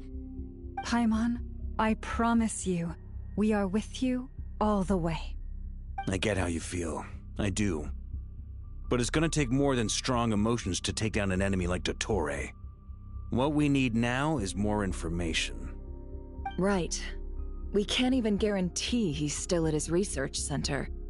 Before we can think about mounting a rescue operation, we need to confirm the Traveler's location. I'll find a way. Paimon knows, but... She's so scared. If anything happens to the Traveler, he might be the strongest person Paimon knows, but he's still human. He feels pain and bleeds just like anyone else. Then think things through before you stick your neck out. Unless you want to lose your head. Sandrone. Miss Sandrone, you're okay? Put the stuff over there, and be gentle with it. Am I okay? As you can see, I've had to move my whole livelihood out of the Experimental Design Bureau. It's been swallowed up by Dottoro's energy field. If I'd left it any longer, I probably would have gotten stuck there. Ugh, Dottore always goes a little loco when he finds a shiny new toy. Not that he'd ever admit that. But this time, he's gone full psycho.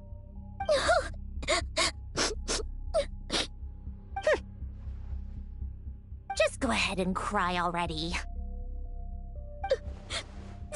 Sorry. Paimon's not trying to make it seem. It's just... She can't. Oh, Paimon. Let it all out. There's no shame in it. When you're overwhelmed by fear and despair, crying can help get it out of your system. You'll feel better for it. Okay then, while the baby of the group is having a moment, how about the grown-ups get to work? Give me your hand. You've made a discovery? Polonia, scan.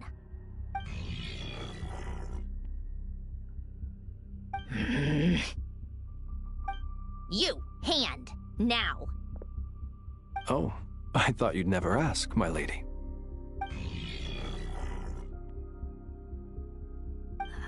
Curses!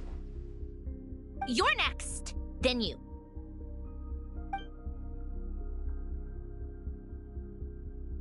Dottore, you son of a...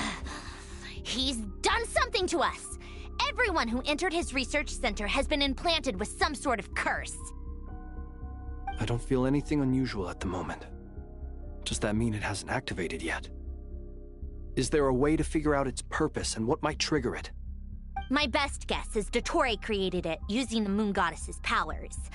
1 second, analyzing. Ugh! That friggin' maniac! So, what twisted game is he playing this time? The moment I analyzed the energy composition, some encrypted text appeared in my mind's eye. And when I deciphered it according to the Fatui standard encryption protocol, I got the following message. Feel free to run, or you will perish in nod cry. He's mocking us. Yep, he loves to toy with people. Only in this case, there might be more to it. But I didn't detect any murderous intent or malice either in the message or the curse's energy. As if this is him at his least malicious. Or perhaps all people are cowards in his eyes. Maybe he thinks the threat alone will be effective. What a despicable person. And he has the Traveler in his grasp. If I may, as unhinged as Dottore may be, he has always exercised great patience with the objects of his interest. I remember a comment he made when we first arrived in Nodcry. He said, "This world is, on the whole, an exceedingly dull place. But at least there are a few intriguing features, such as the gods, or the Traveler. Presumably, they interest him because they're unknown quantities. He wants to understand as much as he can about them." Agreed. The Traveler is Tevat's fourth descender. All Harbingers are aware of this. Since Dottore took such pains to capture the Traveler, he is unlikely to kill him right away. Okay, but we still have to do that rescue operation. Of course. I also think we need to read between the lines with Dottore's message. If he's encouraging us to run, that means we mustn't leave Nodcry under any circumstances. My guess is, his curse will only trigger if we leave.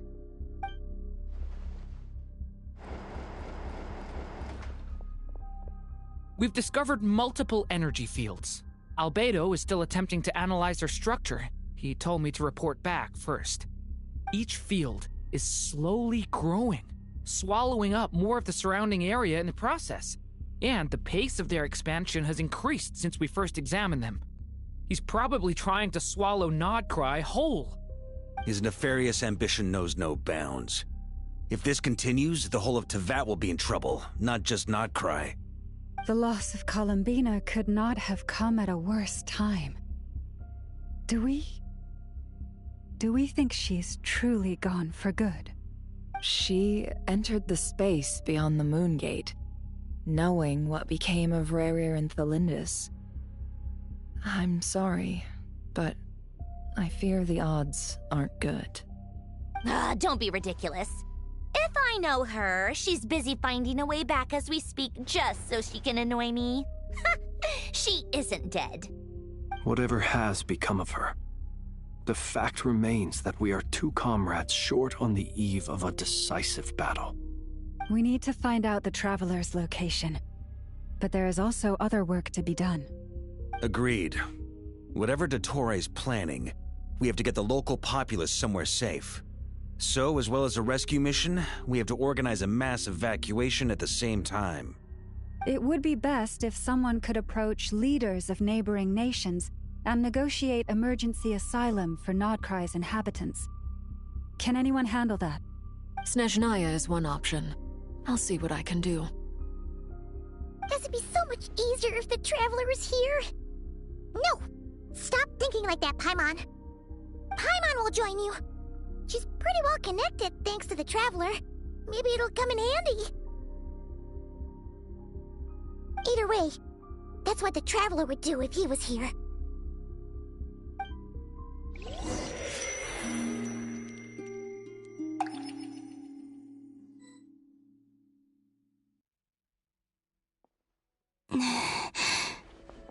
Back here again. That gravitational force that pulled me back. Is this where it came from? When I saw that memory of Moon Prayer Night, I think I influenced reality. Was it just a coincidence? Or... if only I could have sent the others some kind of warning on Moon Prayer Night. Maybe we could have stopped Dottore. I feel... so heavy. Does entering that space consume a lot of energy? Well, even so, I have to keep moving forward. Back to emptiness and silence again. I should try and find my way back inside that memory.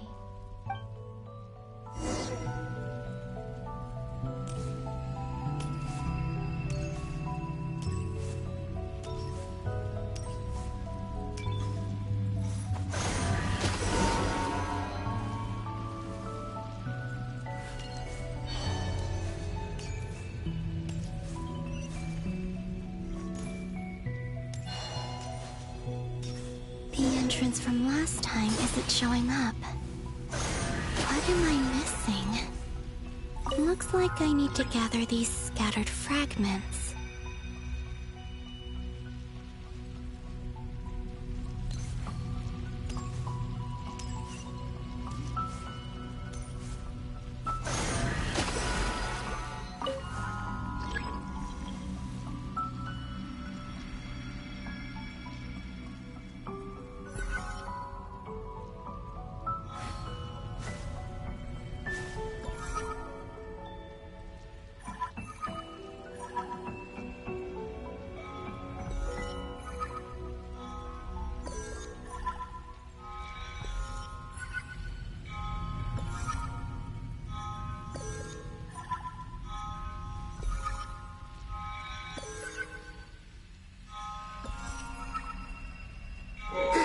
It worked! Hopefully I can stay inside for a bit longer this time.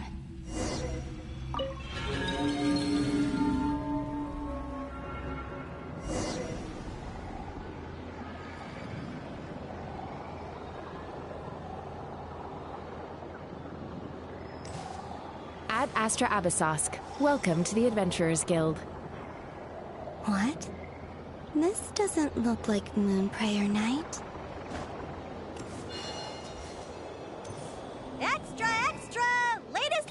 the Nasha Express! I don't think I've ever been here. Maybe this space isn't comprised of my memories after all. There aren't any festive decorations around. Is this Nasha Town after Moon Prayer Night ended? Did Dottoro's plan not affect the town?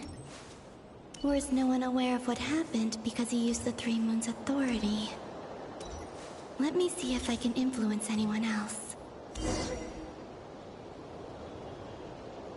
So, what do we do next? Wait, that voice. Paimon? The most important thing right now is to find that mage. Lauma the Traveler and Mr. Varga are here too. I'd better go pay the Fatui a visit. Traveler!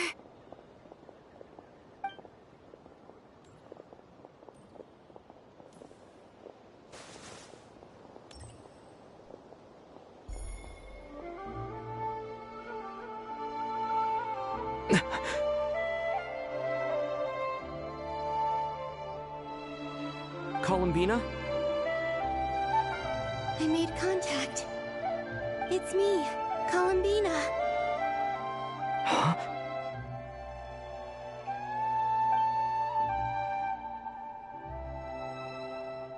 Traveler? Let's go! This is no time to be spacing out!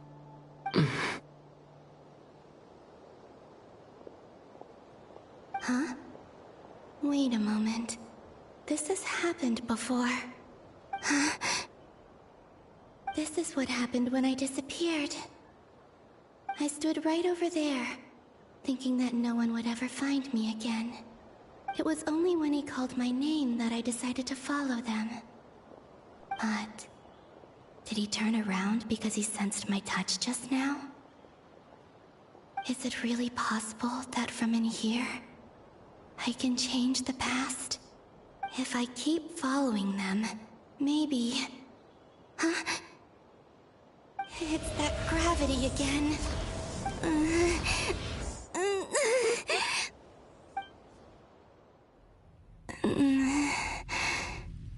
Every time I influence reality within that space, this force intervenes and pulls me back.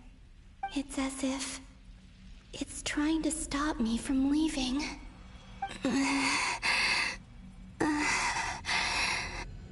I'm getting weaker and weaker. I'll just have to try another approach next time. Come on, Columbina. Keep going. You have to tell everyone what happened.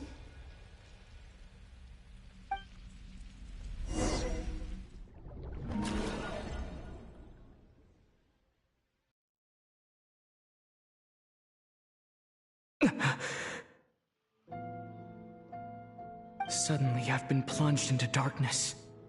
Alone. It feels strange. As if something has grabbed hold of me. Is Dottore now powerful enough to interfere with space itself? Look at you, standing so still in total silence. I almost didn't recognize you. Hello there, traveler. He seems to be in a good mood. Wait, what's that behind him? Ah, so you noticed. This is the completed Trilune. 2 primordial moon marrows and 1 artificial specimen. You are wary of it. Good. Maintain that reverence. You performed well in that recent battle. Brave and reckless as always. Courage is the sign of a true hero, and impulsiveness is the hallmark of those who strive to advance. I say this not to belittle you. Most creatures are far more timid by comparison. 3 moon marrows? Does that mean the artificial one is now complete too? Well spotted. What do you think? For a replica I built myself, I dare say it looks the part. Dottore, are you planting illusions in my mind? I have no interest in fooling your eyes. On the contrary, I hope to show you the true essence of all that you see before you. Is this not a beautiful city? People live in peace and find joy in their work. The streets are safe. People can even leave their doors unlocked at night. You might say it is the Elysium everyone dreams of. All available data indicates your values and worldview conform with the mainstream. This kind of society should be quite to your taste. False beauty is deceitful. Lies are to no one's taste. I wonder, is it your moral standards that are too high? Or your expectations of reality? Answer me this. If someone existed in a sweet dream from the moment they were born, a dream in which they never once felt pain, which do you think they would consider superior? The dream or the reality? That's pure sophistry. It has nothing to do with your actions. As I suspected. You have yet to understand all of this for what it really is. What do you want from me? You sound impatient. Do you think the only reason I'm keeping you is because I want something from you? If it's not, then why haven't you killed me yet? No one can stop you if you're as powerful as a god. I'm delighted you recognize that fact. I believe we last squared off in Sumeru. Ah, the memories. How time flies. You and I have both grown. I'm not surprised that Arlecchino and Sandrone worked with you. You've always a way of slowly but surely ingratiating yourself with all levels of society. People laud you as a hero, but I suspect there's more to it than that. Oh, but to be clear, I don't say that to flatter you. Do you always give your opponent an appraisal before you deal the final blow? Call it a long-time habit. I'm a researcher, and one of my duties is to give an objective assessment of my subjects. But you misunderstand. We are not opponents. Not at this moment. I just want to talk. Think back to Tartaglia, Arlecchino, Capitano, Columbina, and now even Sandrone.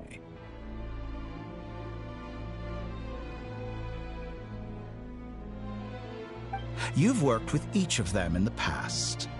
I believe you can work with me as well. What makes you so sure? Well, why not? Should the good associate only with the good and the bad befriend only the bad? I like to think we could have a more mature relationship than that. Surely you don't think all your relationships are grounded in friendship or shared ideals? People come together because it benefits them to do so. If you think of the people you admire, you must surely admit that they have provided some benefit to you. Morality, ambition, dreams. People have plenty of words to embellish the nature of their relationships. But once you break free from those ethical frameworks, you will see that the only thing connecting the two of you is mutual benefit. And that is what I'd like to talk to you about. We're finally getting into it. He's probably been planning to kidnap me for a long time now. But for what exactly? He has the authority of all three moons. I won't be able to gain the upper hand in a fight. Best if I pretend that I'm willing to negotiate for now. You say you're a god, but you also speak of mutual benefit. What could a god want that the three moons cannot provide? Excellent question. But before I answer, I would ask you the same thing. Gaining Columbina's allegiance was a rare and extraordinary feat. But the Moon Marrows are now in my hands, and I have the edge over her. For this artificial moon is not being rejected by Tevat. Her identity and lineage may have been a thing of glory in the old world, but they were also shackles that prevented her from ever integrating into Tevat. I, on the other hand, you may view me as a thief, but I have overcome that limitation. So what is it that the three moons cannot grant you? What stops you from negotiating with me to get what you want? I don't make deals with lying psychopaths. That's quite an accusation. Are you expecting me to get angry with you? Well, this is one aspect in which my personal growth has served me well. In the past, my less mature self might have been disappointed, perhaps even angry, over a small setback like this.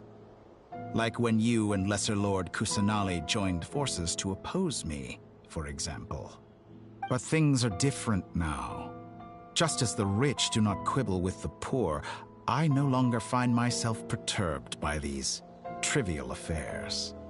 Human relationships end with conflicts of emotions and interests. But relations between humans and gods are different.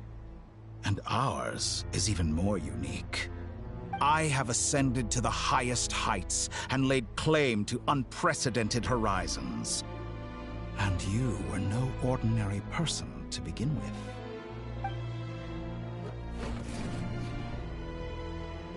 Allow me to show you the world, Descender.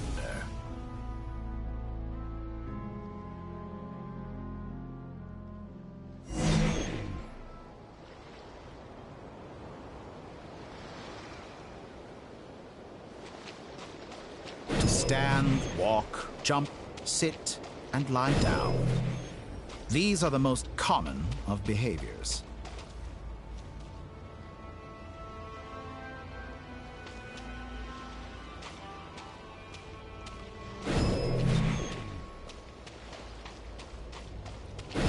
Have you ever wondered why we were born following such laws? Who stipulated that we could not fly instead of walk?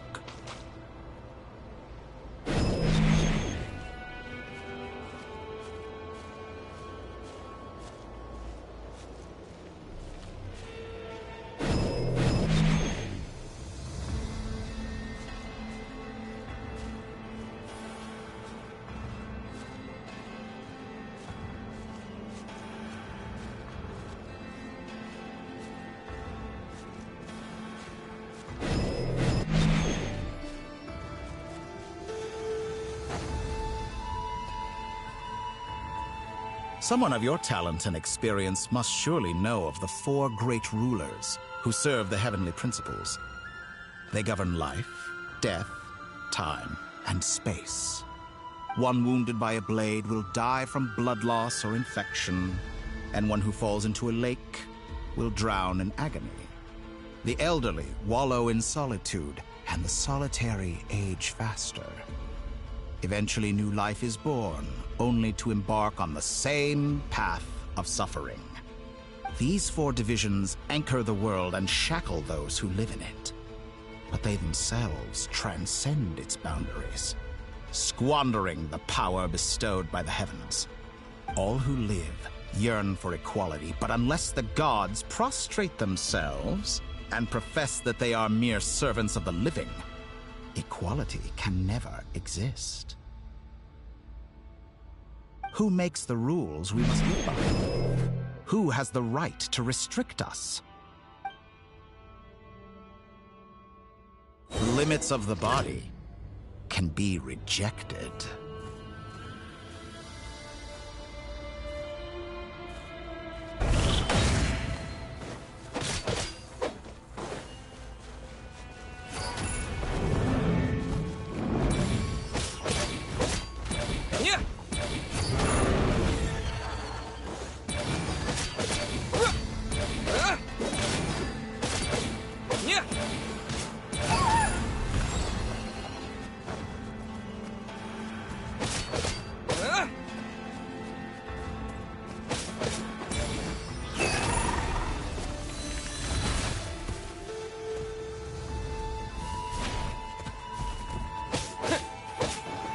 How does it feel to be among those with absolute power?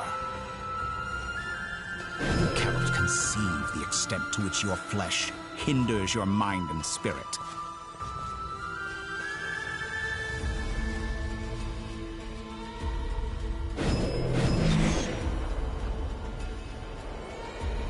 Only by discarding our useless, primitive eyes can we perceive a new world. How narrow-minded we all were in the past. Why should the final answer of the world not be the power that predates those of life, death, time, and space? The power of the Triloom. through it, I have glimpsed new experimental possibilities. Nature suppressed, authority exiled, souls controlled.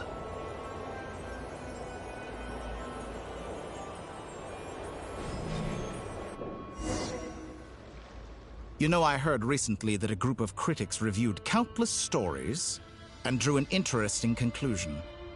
They found that it is more often than not the villains who strive tirelessly to push the boundaries of progress. In fact, long before this, someone voiced a similar idea in an academia editorial. I felt a great affinity with this perspective. I have never been afraid to step up and play the role of the villain.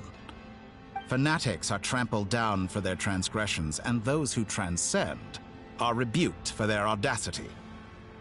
And so, the majority of creatures are too timid to follow my lead. But all sacrifices made during my experiments have been worthwhile, as you can now see. I can offer you something new, something unique, precisely because I am a villain. Think about it.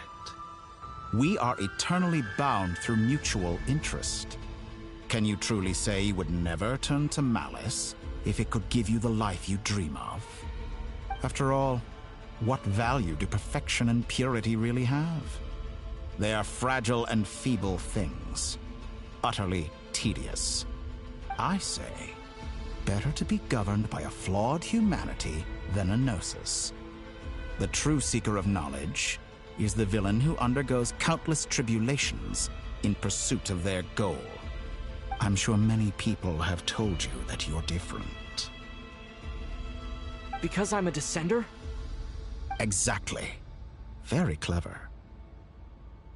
But what has that got to do with you? I do not conceal my wicked deeds, my selfish desires, or my greed. A true researcher must act as I do if they are to understand and speak of the truth. And yet, a knowledge seeker like myself will inevitably grow tired of studying Tevat beyond a point. You have traveled to all corners of the world and met many people. Along the way, there have been moments when you were misunderstood or even became a wanted criminal. And all the while, you have spent your days doing some of the most mundane jobs in the world. You fight and toil, claim minuscule rewards from my friend Pantalone, then you fight some more, winning some battles and losing others as your search goes on. And this cycle continues, with no end in sight. Surely you must sometimes grow weary of being stuck in this same loop day after day. We're completely different. I embrace everything that life throws at me. I am engaged in every step of my journey. How does that make us different? I too embrace what life brings, researching everything that interests me. Think of all the novel things I've managed to create, like the artificial moon marrow. Don't you see? As unique a specimen as she was, even Columbina is not irreplaceable. Take that back! She's gone because of your actions! I didn't say that to anger you. Though admittedly, I don't see what there is to be angry about. Anything Columbina could do for you, I can do better. I know what your ultimate goal is.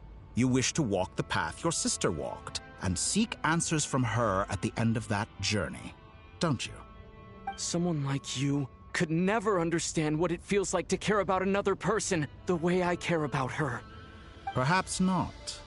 But that doesn't mean I can't help. I could find your sister right now, bring her before you, and make her give you the answers you seek. Don't be so presumptuous. You'll never begin to understand the situation between us. Oh, no. This is no presumption.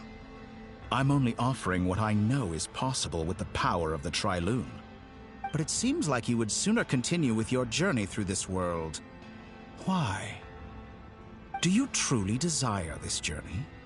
Or is it simply a necessary process from which you cannot escape? Think of all the time and energy you have spent, everything you've had to endure just to make it this far. Is this really what you want? Or has your hand been forced by the promise of that final answer? Yes, you have made many friends. But do they ever spare a thought for the void in your heart and what it yearns for? What you want is not friends. It is family. But do they know this? I, on the other hand, am far more considerate. Join my experiment, and in return, I will bring your meaningless journey and all its struggles to an end. This is a malicious attempt to manipulate me. But at the same time, he's stating some very human truths. Of course he's right about my predicament. How can I deny it? I have faced ungrateful strangers, never-ending troubles, an endless quest for answers. I want to see her. After everything I've been through, words can't describe how much I miss her. How much I want to be reunited with her, wherever you are right now. Do you miss me too?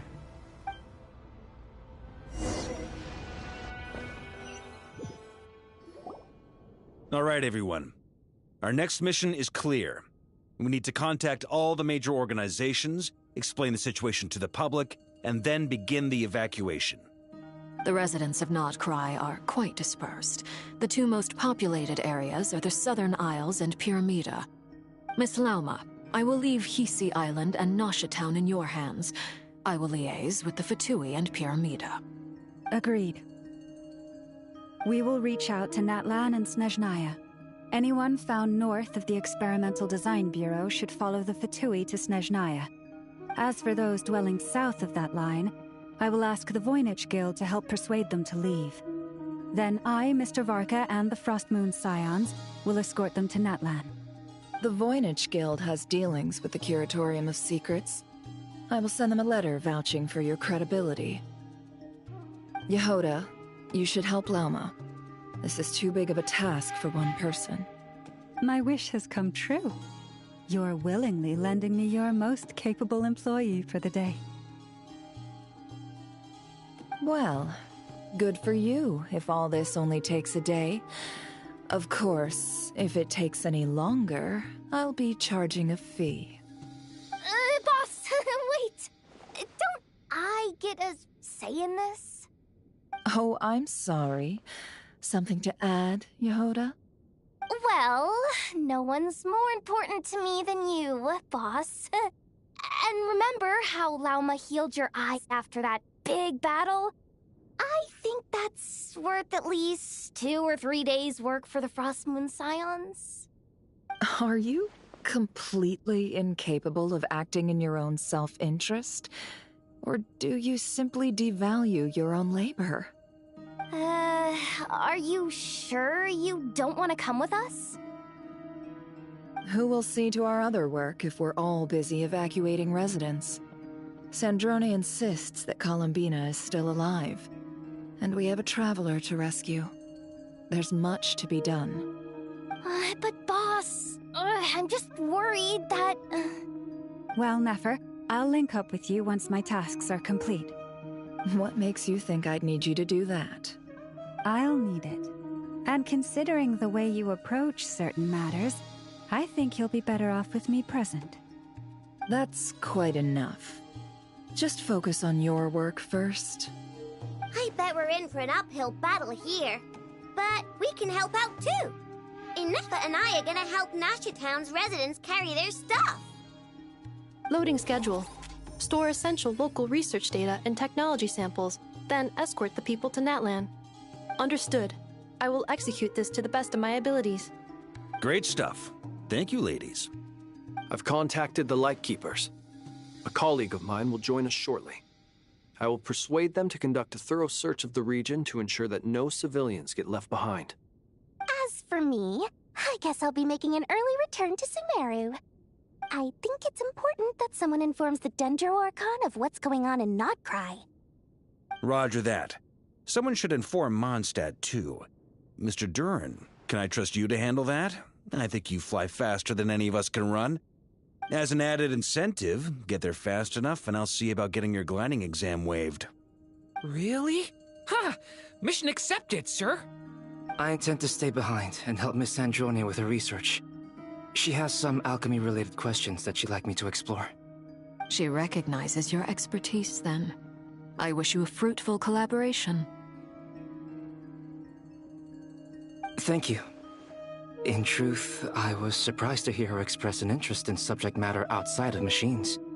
I believe she has been investigating some Fontanian technology recently.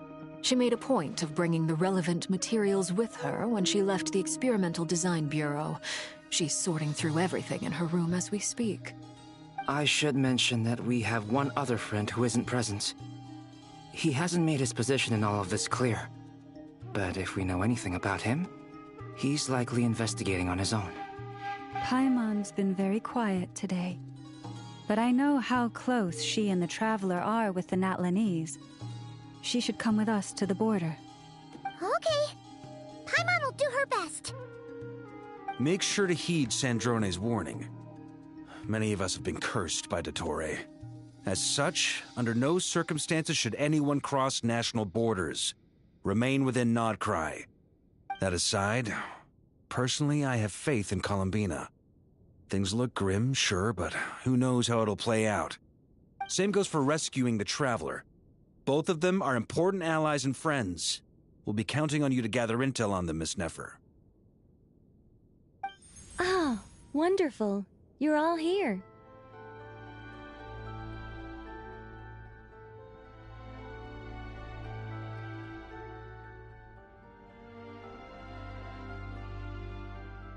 That voice again! Nicole? Whoa, that was loud! And it came out of nowhere. So mysterious. Sorry, this is the only way I can speak to you all right now. Please accept my apology.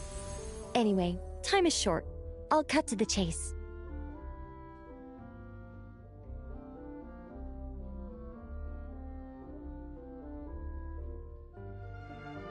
We're still facing quite a catastrophe here at the world's borders.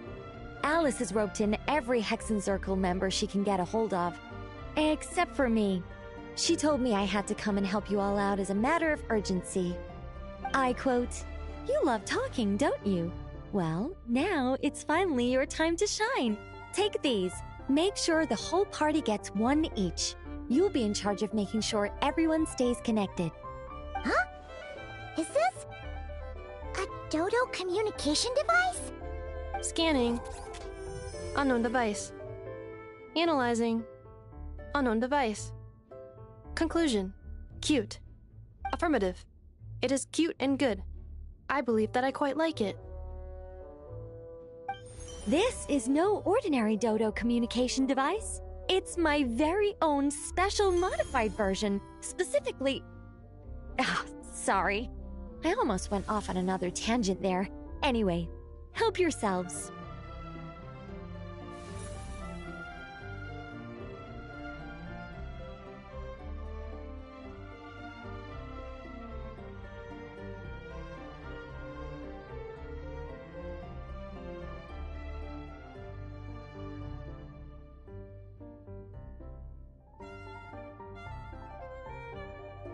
It will allow us to communicate over long distances within Nodcry. No more worrying about shuttling messages back and forth. What astounding technology. Am I right in assuming that it relies on your personal abilities to function, Miss Nicole? Yes, exactly. Right on cue, Albedo. I'd love to brag to you all about how it all works. But no, next time. Anyway, I'll be right with you all, serving as a communication hub. That's all from me. Head off as soon as you're ready. I'll be staying here to keep watch, and I'll be sending you my blessings.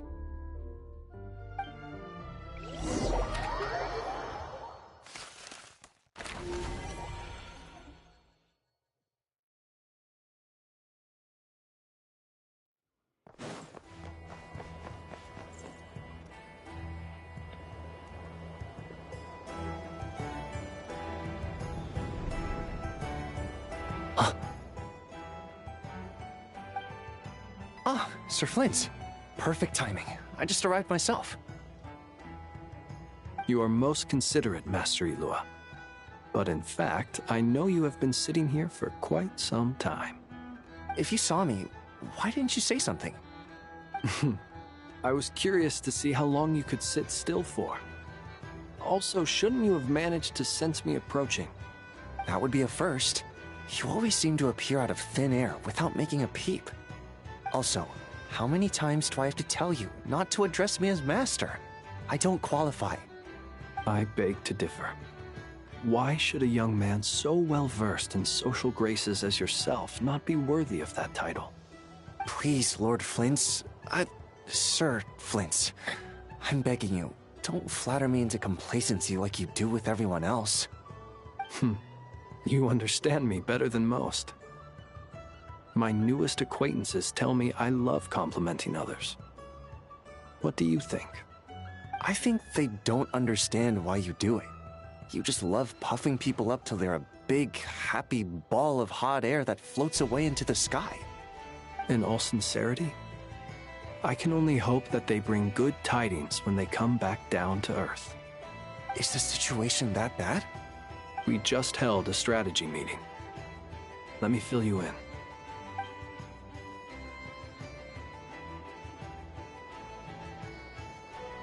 In short, we need everyone gone from Pyramida.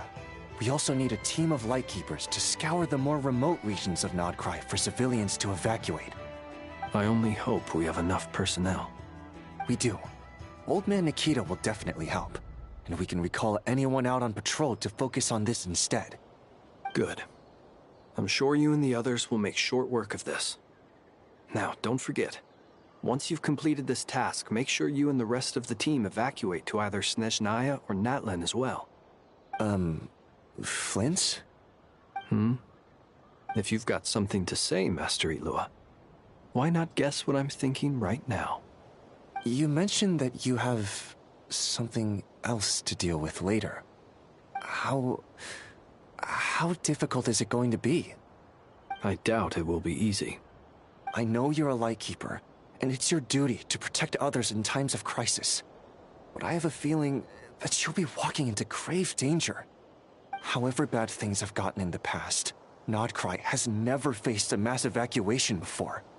But from the sounds of it, you don't intend to come with us. I don't mean to pry, and it's probably none of my business. But whatever it is you're intending, you don't have to go through with it, you know. I've been afflicted with some sort of curse, and I'm told it may well trigger if I set foot outside of Nodcry. As such, I cannot leave. I have to act, if for no other reason than to fight this curse. What? No. Why? Why would anyone want to curse you? There are plenty of people out there willing to trample over others in pursuit of their own goals. Frankly, Sir Flint, I am furious. You're making light of what is an incredibly serious situation. Indeed I am. And? And what? I told you, I'm furious about this. Nothing I can do about it, I'm afraid. Things happen, and we just have to deal with them. If you find yourself feeling angry, perhaps start by drinking a big glass of water. Hey, you mean you're completely unmoved by my anger? I'm devastated. Then allow me to express my sincerest regret. Come by the lighthouse sometime. We'll catch ourselves a few fish, have a little barbecue, play some cards, and bask in the sun. Maybe I need to spell this out. Lean in a little, Flint. Oh my, this doesn't bode well. Word is that you were caught up in a real horror show recently. People were amazed that you returned safe and sound. They've been debating whether you're even human. I've returned safe and sound from plenty of crises. When you say people, do you mean other people, or do you just mean you? Fine. I'll be frank. You're not human, are you? Heavens. Now that's a horrifying thought. You know what? Forget it. We'll revisit this once it's all over. A sound plan. Albeit a little ominous sounding. Just promise me you'll come back in one piece, all right? For you, Master Ilua. How could I refuse? Also, please pass my regards on to our colleagues. Tell them, thank you all for your assistance. Please put safety first as you proceed with the operation.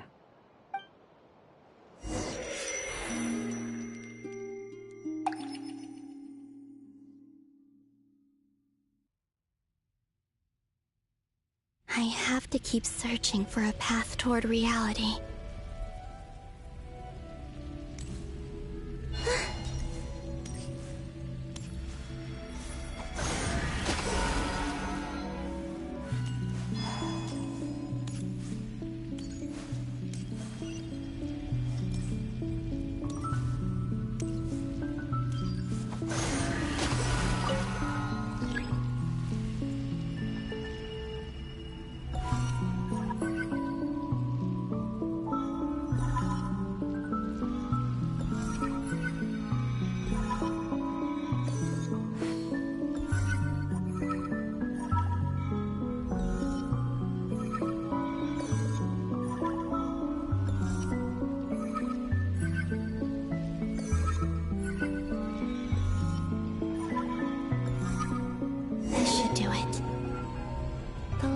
Times I tried to influence reality in this space, it consumed a lot of Kuvaki.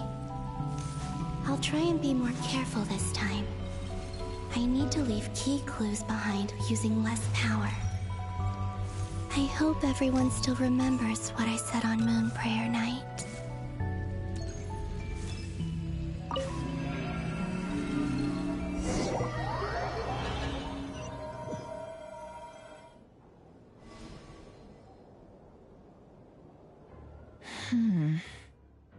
Nothing here either.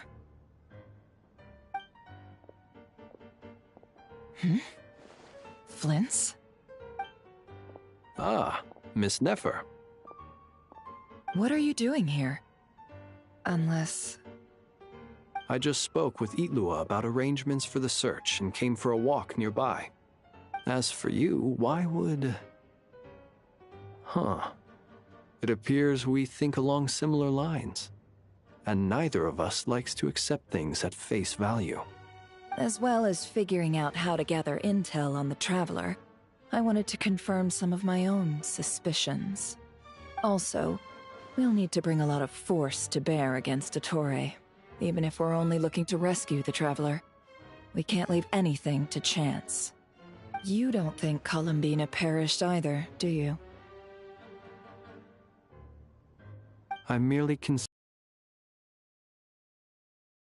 as you are. How much can we really know about a deity like her anyway? Do you remember what she said on Moon Prayer Night? About using moonlight to send messages to us? Of course. I think that's why we're both here. Where have you checked so far? I've been focusing on the outdoors. Anywhere the moonlight shines. I checked most of Nasha Town, but didn't find anything. I checked the Curatorium of Secrets, and a few rooms where I thought I might find some leads. But no luck here either. The only places I haven't looked yet are the rooms in the flagship. But process of elimination isn't the only thing that brought me here. Oh, really? What's your other reason? After all that build-up, our mystery ally never showed up even once!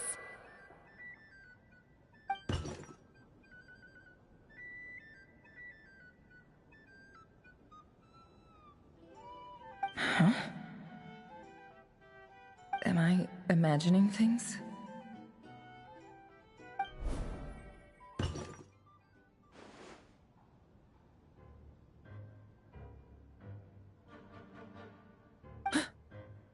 Come on, let's see what's going on. Oh no. I knocked over a vase as soon as I came in. It must have been caused by a Kuvaki fluctuation when I entered the space. Although, it seems like I'm not about to be pulled away this time. It looks like as long as I'm careful with my actions, it doesn't count as influencing reality. Anyway, is this the flagship? The Traveler mentioned that's where he was staying. I only went into the lobby last time, so I've never actually been here before. How does this space work? If nothing else, I can now be sure that it is not simply memory. He mentioned where his room was. I think it's this one.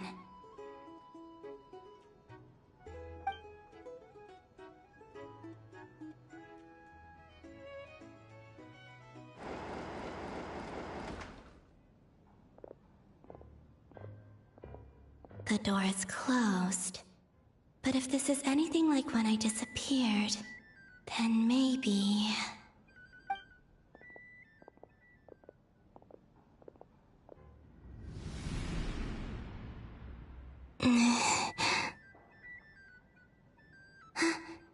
I'm in.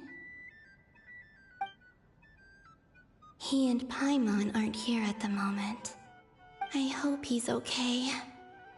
I wonder what happened to him after that battle with the Torre. Best not to dwell on that for now. I need to try and leave them some clues.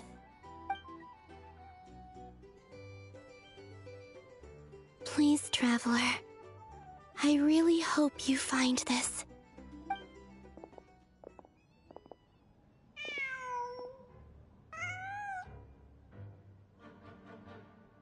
Huh. Just a cat. Nothing else here strikes me as noteworthy.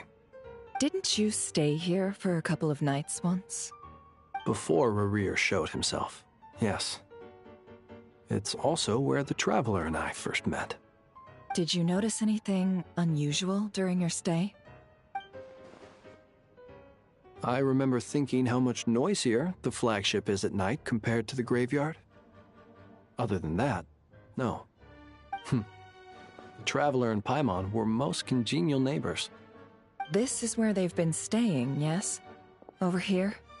That's right. I wouldn't usually condone breaking and entering, but we can make it up to them later. Focus now.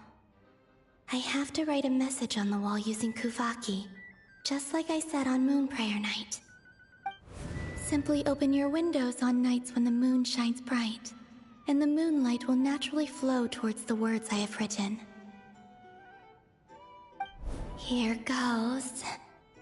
I'll need to carefully control my strength.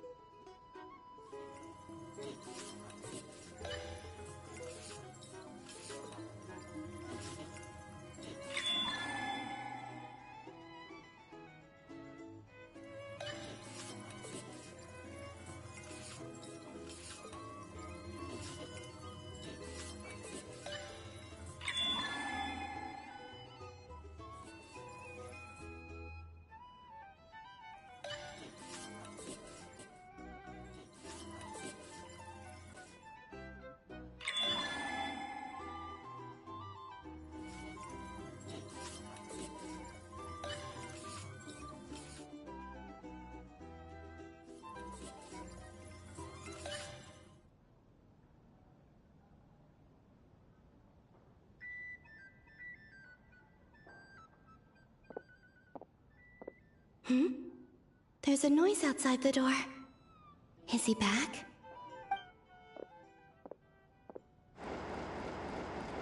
Please, you have to see these words.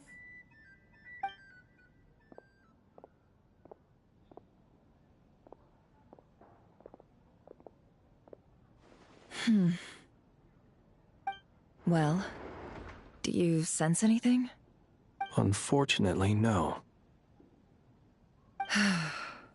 And this place was our last chance. Not necessarily. We've only looked in Nasha Town so far. Miss Columbina said she would leave messages at her friends' dwellings. It's still worth checking where Miss Lauma lives and where I live. Let's try and make some time to look into those then. Wait. What are you waiting for? Paimon might have overeaten slightly. What's that look for? This is a victory feast. It's normal to eat a little more than usual. The Traveler in Paimon. It's really you. But why are they talking about a victory feast? Huh. You worried Paimon sick while you were out there fighting Rare. So this is your chance to make it up to her, alright? Wait. So this is the night after the battle against Rare. How did I end up here? That's quite a long time ago now. Wait. Time. That's it. Every time I've entered reality within this space, it's been at an earlier point in time. Every one of those points has been before I fell into the moon's reflection. And everything I've done to affect reality really did happen in the past. Does this mean that, within the moon's reflection, time flows backwards? Starting from the moment I fell in? Not long till Moon Prayer Night now. It's gonna be even livelier than tonight. Although, it's gonna be sad saying goodbye to the damselette. She seems like a really nice person. Paimon. No, I can't. Even if I make contact, they probably won't understand what's going on. And in any case, I'll likely get pulled away again if I do. Instead, I have to find a way to get them to notice what I've written using the moonlight. Wait, even I hadn't thought of doing that before Moon Prayer Night. They'd never conceive of that possibility. Is there truly no other way? Don't lose heart. We'll find a way somehow. Huh? Oh, you say that, but the Frost Moon is beyond the fall sky. If we wanted to go visit her, how would we make it through to the other side? We might not have all the answers now, but I'm sure we'll find a way one day. Huh. Guess someone's gotta be the optimist. The present. The future. That's right. There are still things I can do. What's your plan? Flins, when you were staying next door, did you ever open the window? No. The rooms here are dark and damp. And there's such a buildup of dust on the windows that the moonlight can't even get in. I didn't think it was worth the trouble. The moonlight? Ah, I think I see where you're going. One moment. I'll see if the owner is available. Don't bother. Time is of the essence.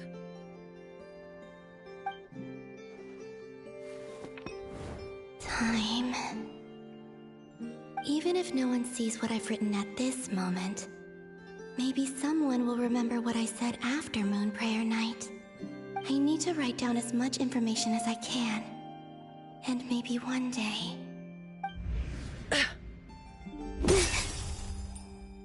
Huh? What's up with you? You can't even hold your cup steady. Are you getting tired? A little. Well, you should probably hit the hay then. You've had a really tough couple of days for you.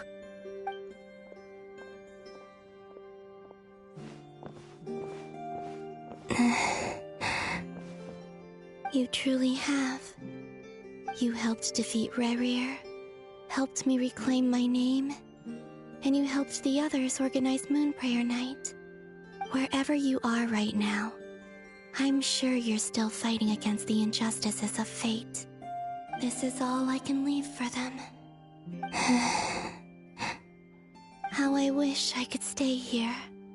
But it's time for me to go. I hope to see you again in the next time. And if the opportunity presents itself.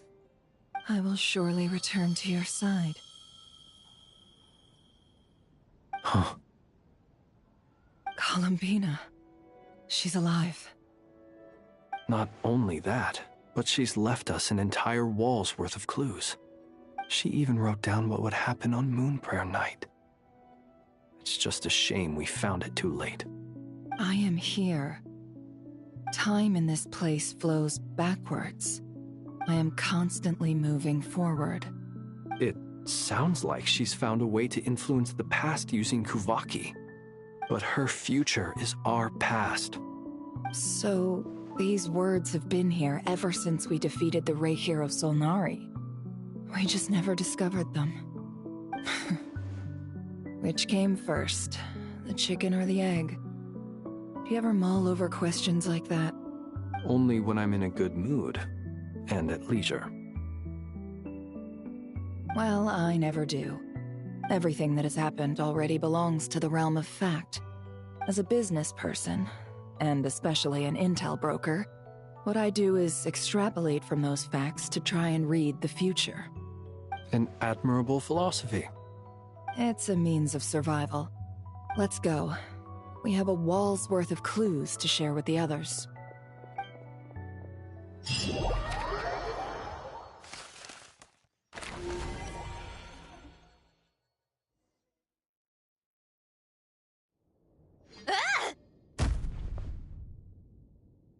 It appears that the doctor's energy signature has changed to something similar to Kuvaki, but not like the Kuvaki we're used to. Nodcry's Kuvaki devices will only have a limited effect on it. I can see why you've chosen to place your hopes in alchemy instead. Also, I must say these books are rather profound. My subordinates just shipped them in from Fontaine. Some of them are from the Narcissenkreuz Ordo. Some are incident reports from Petrichor, and then there's a few test reports for these junk machines. Additionally, after some further scanning, I've discovered something extremely annoying. What's that? Tevat's skies contain multiple moons. A long time ago, when I did my first scan, I detected 3, just as the legends say. But when I checked again just now, I detected 4 moons. So there's one extra? Yeah. Originally, I thought that if I could still find 3 moons, that would at least mean Columbina's still alive. But then it occurred to me that apart from the Frost Moon, Tevat's moons are just husks. And husks surely shouldn't show up in the scan, since they're not alive. It's weird, isn't it? If we in a living moon, how are we supposed to know whether a moon goddess is still alive?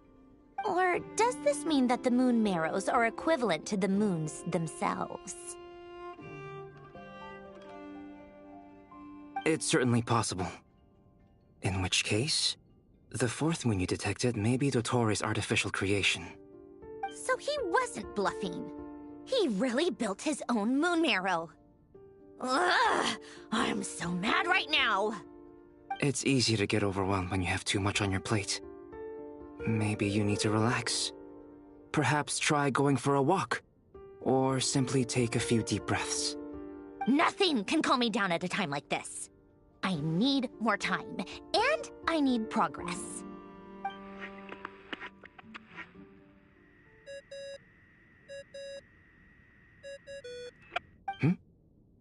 It's Mr. Flynn's.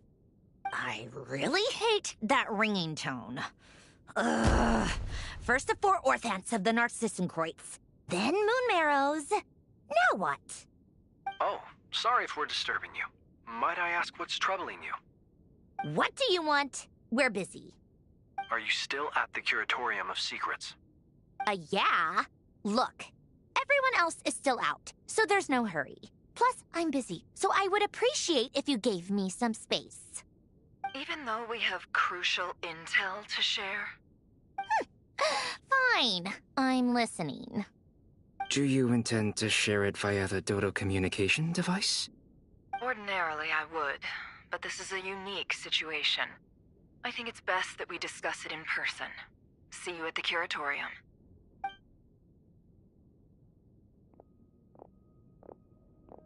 All right then. So, what's the situation?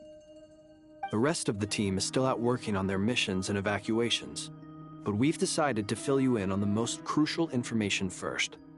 Sandrone, you were right. Columbina is most likely still alive.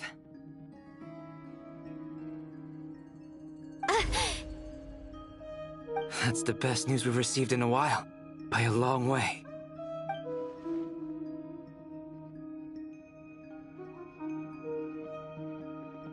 Random locations. Appearing in reverse order? Are you serious? So not dying isn't enough for the moon goddess, huh? She has to show off too. Anyway, does this mean we can deduce her condition from the moon marrows? Miss Androne, there's nothing wrong with simply admitting that you're happy to hear the good news. I'm not. And she's the least of our problems. We're facing a huge crisis. If she can't control the flow of time in there, she's just gonna keep moving backwards. Different points in time won't intersect, and she'll never find a way out. Let's say life begins with a drop of water. When did time begin? The moment this planet came into being? No, that's not right. Her final destination would be the moment at which the space she is in was created. But it doesn't seem like we can influence that space from the outside world. So how can we help her? Also, if she's alive, Rarier and Thalindus might be too.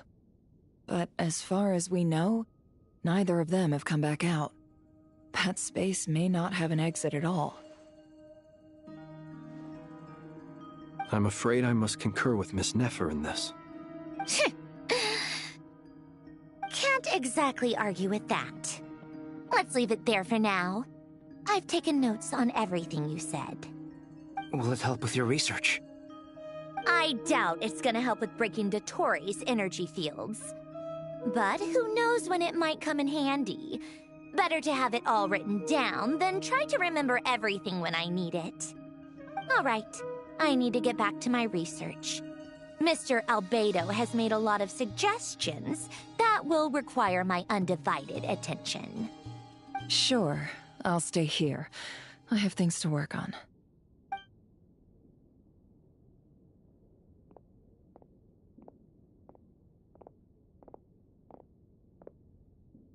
Paimon, are you there? Oh, right. She went with Varka to Natlan, didn't she? Good thing we've moved her and the Traveler's luggage in here. Speaking of the Traveler, where could they be? There's a note from Paimon. Paimon here. Not in at the moment, but if anyone needs to borrow her stuff or the Travelers, go ahead and help yourself. Paimon won't be mad. Also, Traveler, if you get back before Paimon, make sure to get some rest. Paimon misses you a lot, but put your health first, all right? How sweet. Well, since you offered, Paimon, don't mind if I do. This is the Traveler and Paimon's luggage. All the items they use day to day are here. It's well organized. I wonder which of them is responsible for that. What do we have here?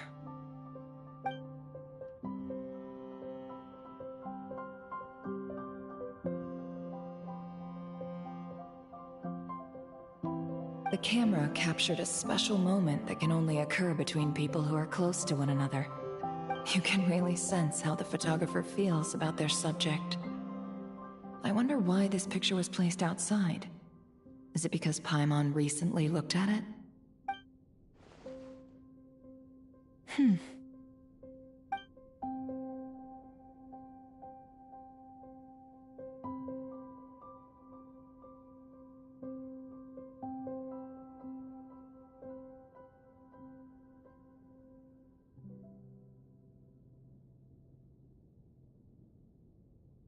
This must belong to the Traveler.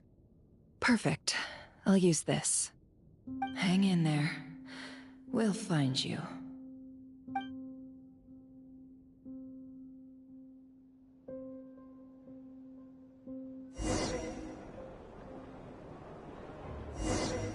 Polonia. Search keyword world formula and bring me all relevant books.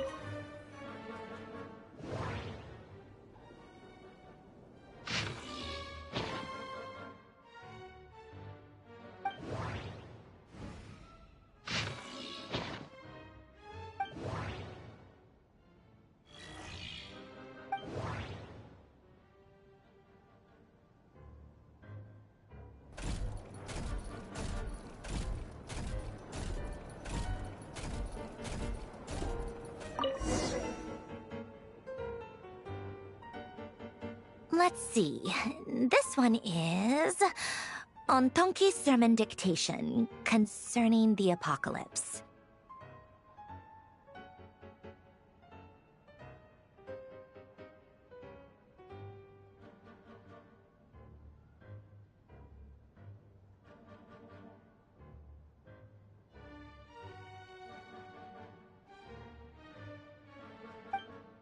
I believe that the correct term for this is Fortuna. This was an ancient Romorian technology, a wisdom unparalleled.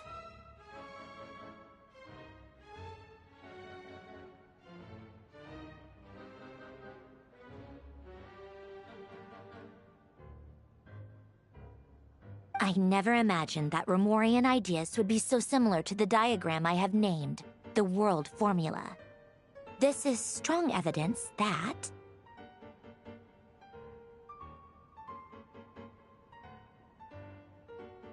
human civilization should gradually shed possibilities as it continues to explore and evolve.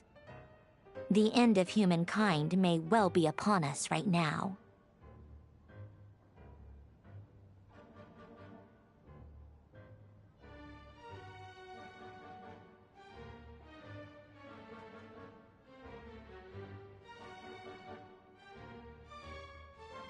The sparks of civilization shall run out, unless we consider introducing variables from outside the system.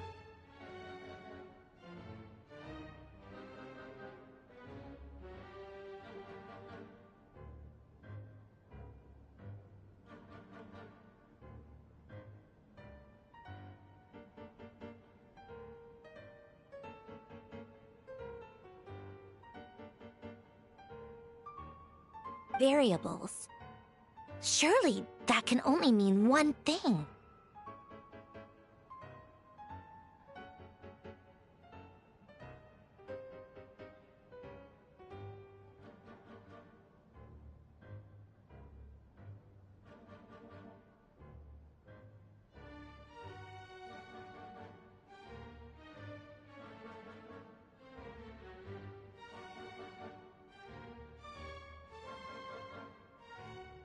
Descenders?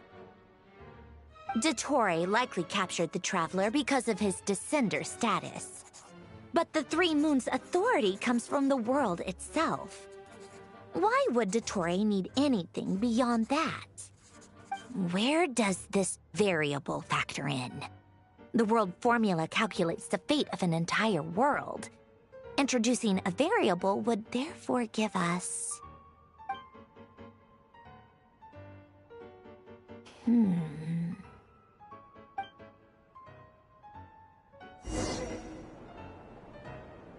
Polonia, search keyword pathway and bring me all relevant books.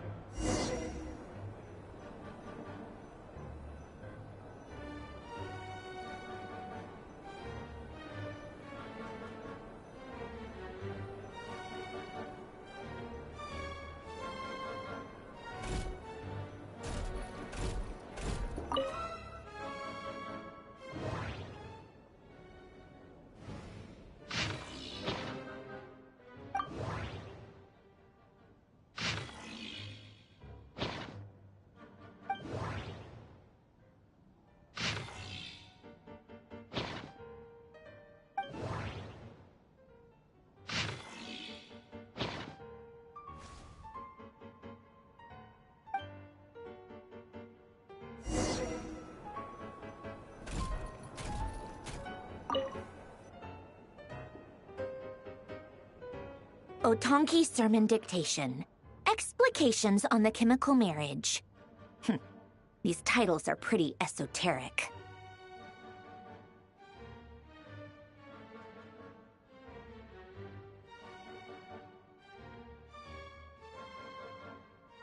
Observe and compute the pathway displayed in the guidance diagram. Deconstructing and reversing its effects could generate potential ideas. So, it's one of Renee's draft lectures. Deconstructing the pathway. I suppose that could lead to a breakthrough.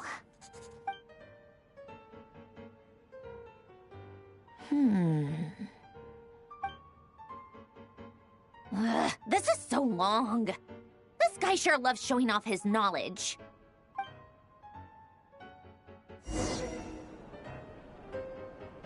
Polonia. Search keyword tree model and bring me all relevant books.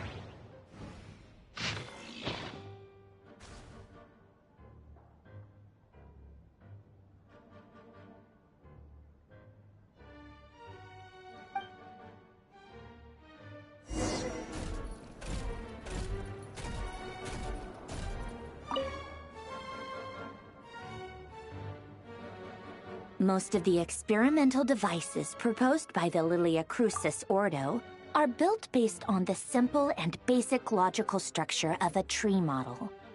Lilia Crucis. Guess they were trying to cover up the name of the Nausitzenkreuz Ordo? When Duke St. Germanus departed, he said, "It seems that there's no going back." Alas, he is only a genius when it comes to machines. In all other things, he is but ordinary. Excuse me? I'm sorry. That's just ridiculous. What kind of book is this? Great Detective Herlock, The Alchemist and the Clockwork Saint? Isn't this a novel? Come on. Still, the author swears that they knew Renee well. Whatever. I guess it's not beyond the realms of possibility that Renee would say nonsense like that on occasion. Memory, wishes, souls, and persona. Frankly, this sounds more like occultism, but if Albedo vouches for it, I suppose there must be some alchemical basis to these techniques. The way Alain Guillotin saw it, the world was comprised of machines. The universe needed machines, and thus his technologies were created. That's why I was born. René, his full name was René de Petrichor, if I recall correctly. Sounds like he and the town must be intricately connected. That place was also the source of most of our information regarding Remurian civilization. Seems like some of his projects were based on their technology. The cutting of souls and storing them in vessels. These seemingly unrelated techniques underpinned René's research. Assuming that the 4 orthants correspond to alchemical categories. The chemical marriage model? Alain would have scoffed at that. He never would have let those theories or parameters anywhere near his mathematical formulas.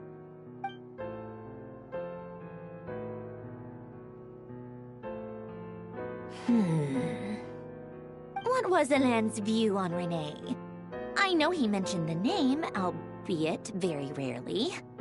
Oh, now I remember. Alain's old notes are here too. They mentioned René once. René seemed most out of sorts when he spoke to me.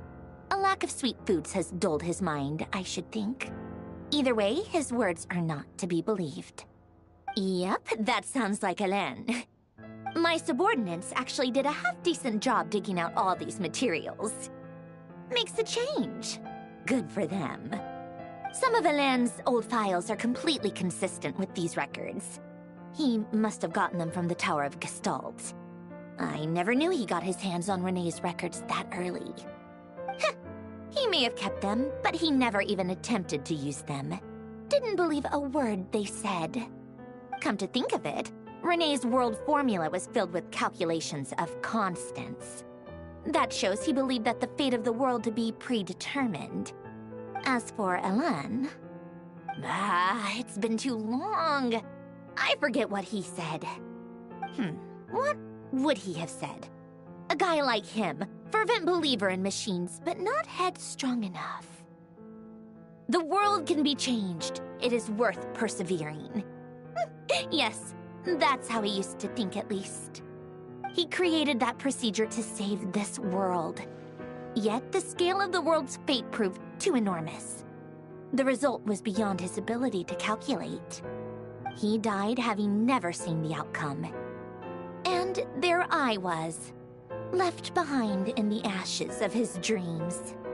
Did you really never take a close look at Renee's research? Or did you read it, but deem his philosophy incompatible with your model? The very thought of trying to incorporate his ideas probably made you feel sick to the stomach. Well, don't worry, because there's a whole new category of lunatic in town. Next to Dottore, every other madman looks sane. You once asked me what I wished for. Should have asked him instead. He's the one pining for things you'd sooner die than witness.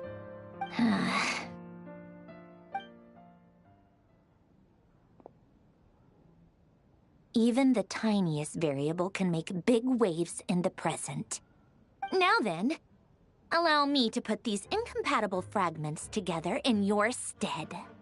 First, establish and verify the existence of the Great Circle. Absolute nihil on one end, absolute reality on the other. Now, search between these two extremes. Then, the construction criteria. Variables. The sparks of civilization shall run out unless we consider introducing variables from outside the system. Input variables. Traverse the world, space-time, and civilization. Then extract the essential nodes from the records to determine which variables they point to. The primordial power that differentiated itself from the void. The power of light. Yes, light. Records. Hyperborea. This is horrendously complicated. After all that, I'm still missing a few variables. I need to think this through again. How do you think it looks, Polonia? Like the frenzied scrawlings of a madwoman? Fine, keep it to yourself. It's not like you can talk anyway. I'll assume you gave it a passing grade. I jest. But true madness does often start with trying to save the world. What would Arlecchino and Columbina think if they saw this incomprehensible hen scratch? They'd probably have me institutionalized. So would Rosaline. She's been dead for a while now. When I close my eyes and think back, I can still see her face. And that enormous dress she used to wear. Such a bizarre choice. What possessed her? Oh, and the clack-clack of those heels used to drive me insane. No one's asking me, obviously, but I hope you all know that I never wanted to save the world. I'm not crazy. I don't have delusional ambitions, and that's a clinical fact. The world needs a solution, but I don't need the world's validation. It's the world begging me for answers, not the other way around.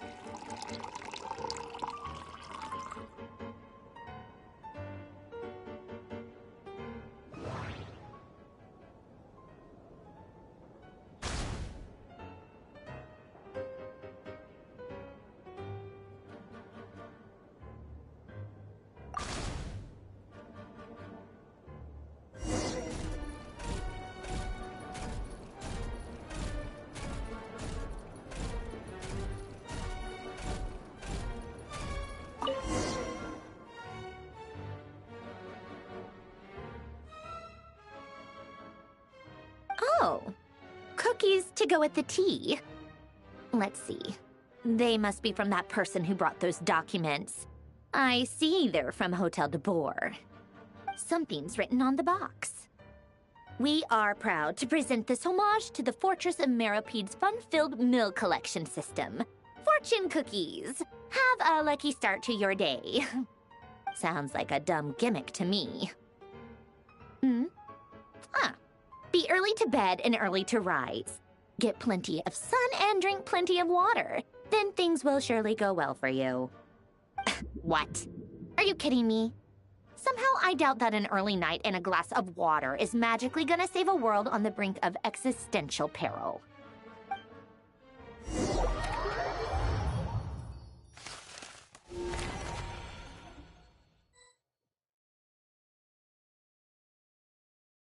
Lady Arlecchino, word has reached us that Lady Marionette's troops are all in position. They are ready to act as soon as the order is given.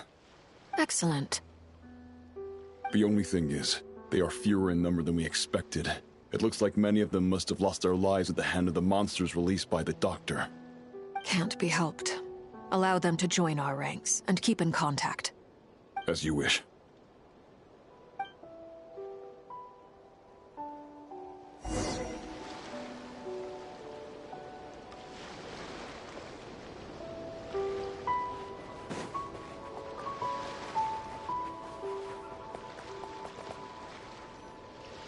It's been a while, Arlecchino. You look well. Did Dottore really have to build his lab right on the sole path between Snezhnaya and Nodkrai? Had to go on a huge detour to stay out of its line of sight. Sounds like an arduous journey. I assume you've brought word from Her Majesty? Of course, all part of the job. Firstly, the Tsaritsa has authorized Fatui Internal Affairs to review Dottore's case. They will reach a formal verdict on whether he has turned traitor and whether he poses a threat to Snezhnaya. While they're working on that, I've been ordered to come and receive the refugees from Nodkrai. They are nearby. My team will escort you to them shortly. Great. Aside from that, Her Majesty has a message for you and Sandrone personally. Huh? Where is Sandrone? She stayed behind to work since I was making the trip anyway. It seemed sensible to have one person on standby at base while the other came out to meet you. All right, guess that's just how she rolls. In that case, tell her that the Tsaritsa's decree this time is pretty awesome sounding. I think she'll like this one. Still, I wonder what... Wait, what's that? Did one of our troops turn into a monster? Take him out.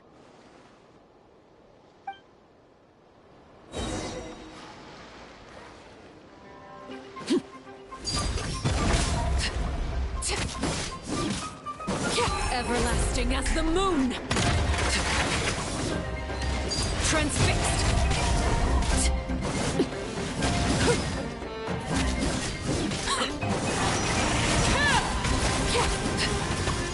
Riptide!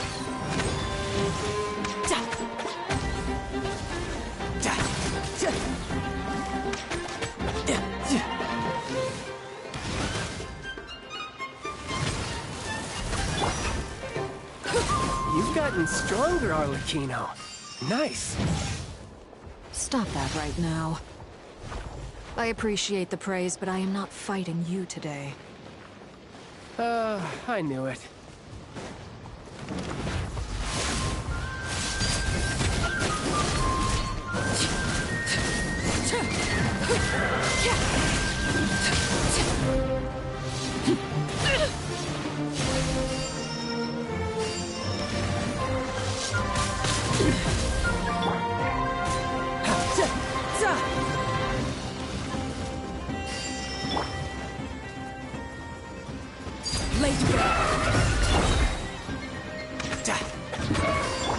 Witness my rise.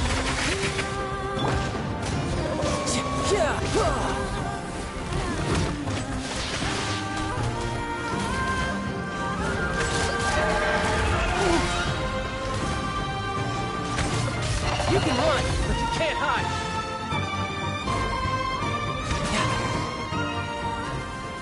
I can't believe it. He was a living, breathing human one moment, and the next... Another fine piece of work by our dear colleague, I'm afraid. What in the world has been going on in Nodcry? A lot. But long story short, Dottore stole 2 moon marrows that should have belonged to Columbina, then built a 3rd moon marrow of his own to concentrate the Trilunar Authority in his hands. What? What do you mean he built a moon marrow? People build roads and houses, not moon marrows. What's his next DIY project? He's gonna build a god? You could stand to be less surprised. We are harbingers. The work we are engaged in makes the creation of gods seem mundane by comparison. I tell everyone who asks that you once crossed swords with Rex Lapis while serving as a key supporter for Rosaline's plan. But right now, you're acting like a common adventurer. Thanks for speaking up for me. Those 2 really took me for a ride back then. Then again, surely no common adventurer would manage to get tangled up with them the way I did. That's gotta count in my favor, right? It almost sounds like you wish to repeat the experience. I might have to lower my opinion of you. No. I'll stop talking.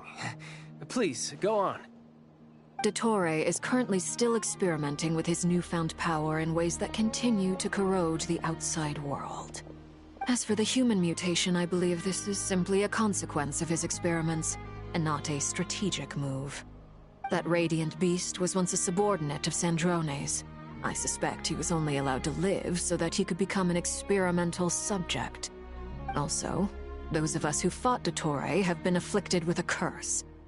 As such, I cannot leave Nodcry. This is so much worse than I thought. No wonder Her Majesty's decree is so extreme. While these exceptional circumstances persist, the Harbingers are hereby authorized to use unilateral executive powers. Should Dottore pose a threat, Arlecchino and Sandrone are permitted to eliminate him. My thanks to Her Majesty. I will pass these good tidings on to Sandrone. Her Majesty has also declared that she will refrain from launching an attack on the now evacuated Nodcry due to the presence of unretrieved research material. A wise decision. By the way, how's my old partner doing? I'm assuming they're with you? Partner? You mean the Traveler? I'm afraid I have bad news. He was captured after our failed assault in Dottore's lab. His whereabouts are currently unknown. What? Why? Since when does Dottore have a bone to pick with him?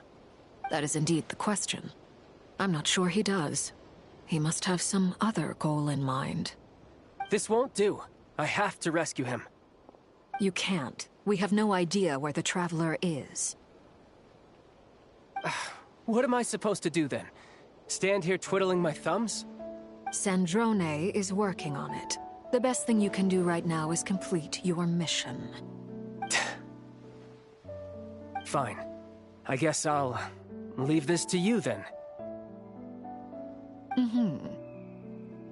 One last thing. Tell the Rooster to get the message out to the gods and citizens of every nation in Teyvat. Beware. An uncontrollable pollution is spreading forth from Nodcry. The source of that pollution is a madman drunk on the success of his experiments. The Fatui and our allies will endeavor to contain the threat. However, if Nodcry falls, things are likely to escalate. Considering Dottore is one of our own, all Fatui stationed in Nodcry consider it our duty to stay and fight him to the bitter end. Whatever the cost. Hey, don't be too pessimistic. If it comes to it, I'm sure Her Majesty won't stand by and do nothing. I hope you're right.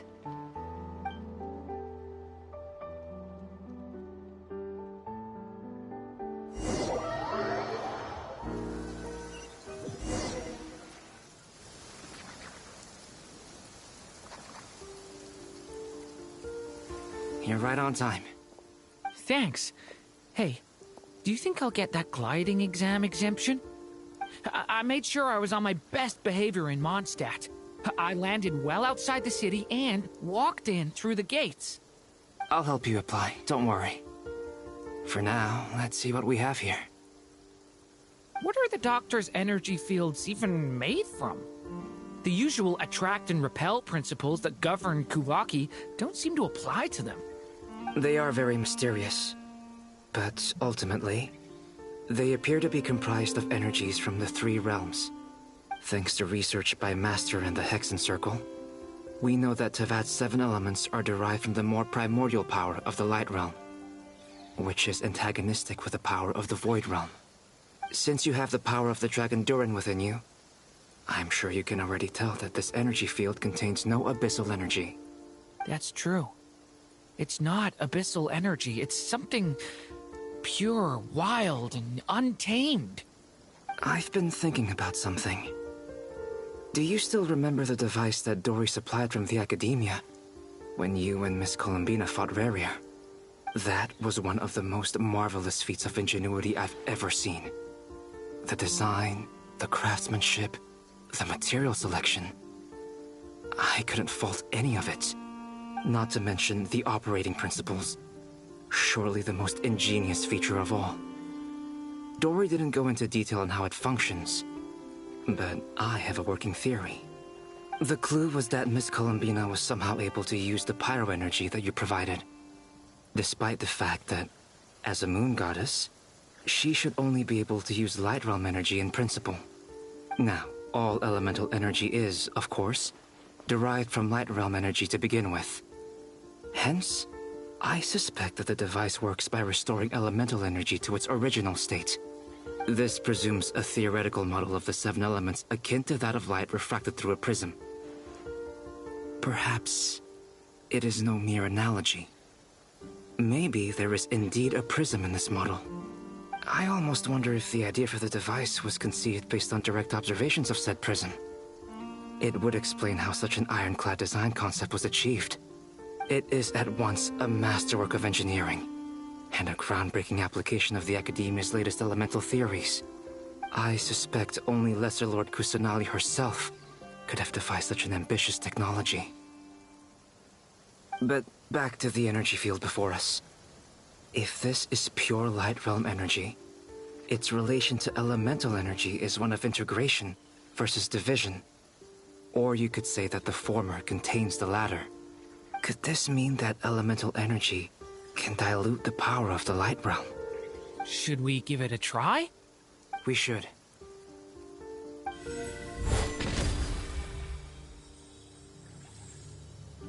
Ha! It works! Clear signs of disruption were detected at the periphery of the energy field. This indicates that elemental energy can disturb or even negate the field. Now you try. All right, here goes. It's working! Switch to abyssal energy and attack again. No surprises there. Abyssal power drains the energy field to a significantly greater extent. I now feel confident in asserting that the energy field is indeed pure Light Realm energy, and that elemental energy can dilute it. But the energy field is huge. How much elemental energy will it take to neutralize it? We don't have to neutralize it completely. We can try other approaches. That's all for theory. Would you like to continue watching? So you knew I was here? Huh? When did you get here? A while ago. But Albedo sounded like he was working on his thesis defense back there. Back in Sumeru. You can end a person's whole career by interrupting them mid-speech. Very thoughtful of you. I'm truly touched. Could I ask you to lend me a hand? With what? A little test. Try using Anima to unleash a concentrated assault with circular blades, with the goal of breaking through at a singular point. Nice! This time it tore through the field. Tremendous. This is a major breakthrough. Should we go through? We probably shouldn't risk having mutually antagonistic energies in such close proximity. Durin, you stay here and watch the entrance. Hat Guy and I will go in to investigate. Sounds sensible to me. Keep your eyes peeled, Durin. Don't worry, I got this. You two be careful in there. Just give me the signal if you need help and I'll dive right in. What do you mean, signal? It's based on a new alchemical concoction I developed last month. When two bottles of it are smashed on the ground together, they emit a blinding burst of light. If it comes to that, remember to shield your eyes with your hat. Glad I asked. Thanks for the heads up.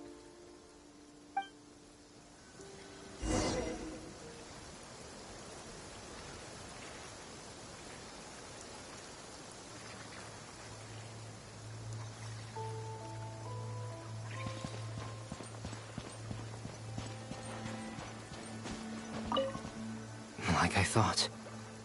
Beyond a certain distance, we can't see the opening where we came in. Maybe that's to prevent people from escaping. Sounds like Dottore style to me. Not much has changed. Things are basically the same here as they were before the energy field appeared.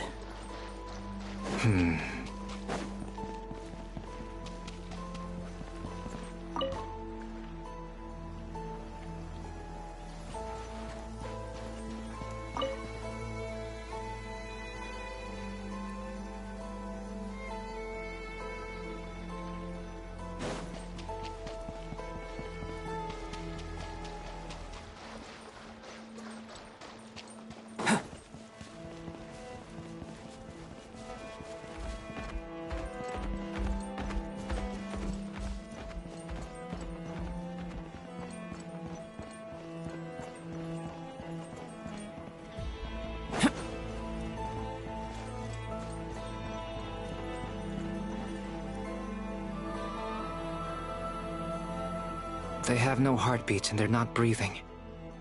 We can only assume they're dead. But there are no visible wounds. Also, there's an animal squatting next to each body. It's watching us. That's not an animal's gaze.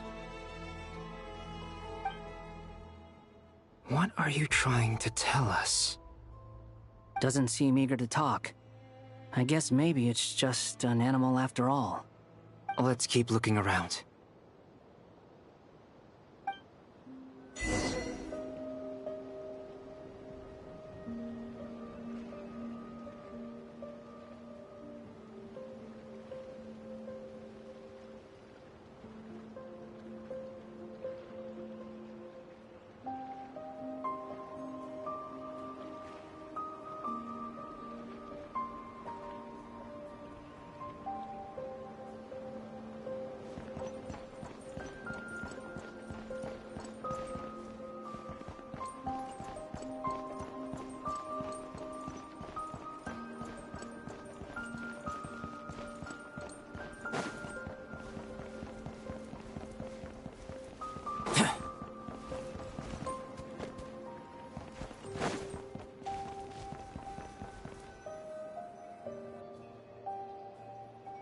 Same situation everywhere.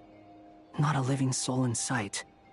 Just countless bodies with animals standing watch over them. Well, I think we can safely rule out the possibility that they're all pets. Is skirting around the topic your way of showing consideration for other people's feelings? Just being cautious. I don't doubt that you can handle the truth.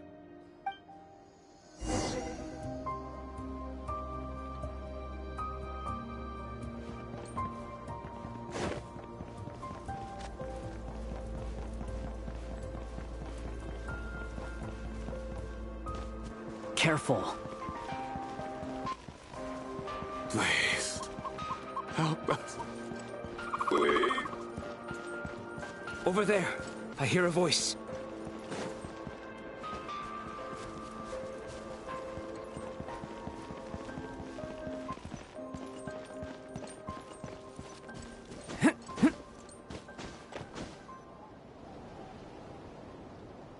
Please.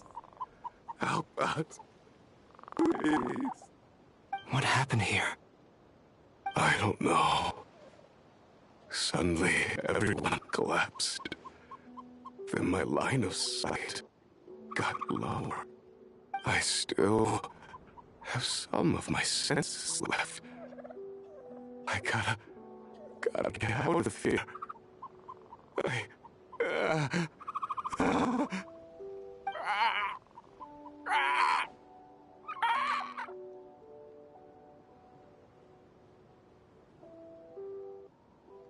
It looks like there's a huge experiment going on inside this energy field. Maybe each energy field is its own giant experiment. Vile. He's swapping human minds with those of animals. Even without the other circumstances, this would be an extremely radical experiment. Those people may have lost their sense of selves, but they are not fully animals either. If they were, they would have left. But instead, their instincts are driving them to remain by their dead bodies. We should go. No sense in sticking around here longer than we need to. Agreed.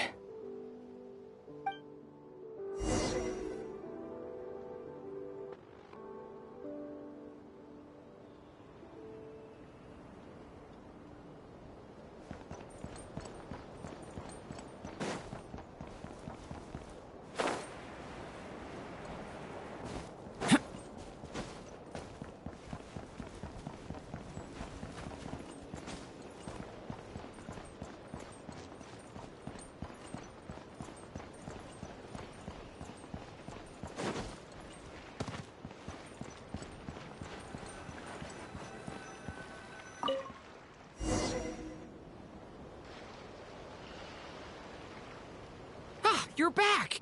Everything okay? We saw some things that take a strong stomach. Otherwise, we're fine. We should share our findings with the others.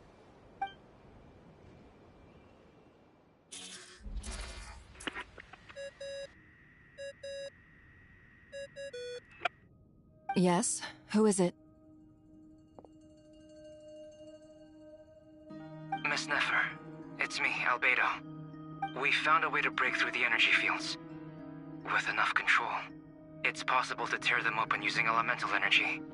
Also, we managed to take a look inside. Dottore is carrying out his cruel experiments on an immense scale. Any residents who have failed to evacuate in time will likely meet a grisly end. Sounds like he's living down to our expectations. Might I ask how things are proceeding on your end? I'm just about to get started. I'll be in touch once I have a result. Understood. Stay safe. I will.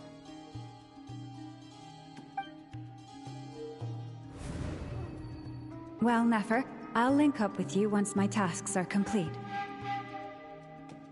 What makes you think I'd need you to do that? I'll need it. And considering the way you approach certain matters, I think you'll be better off with me present.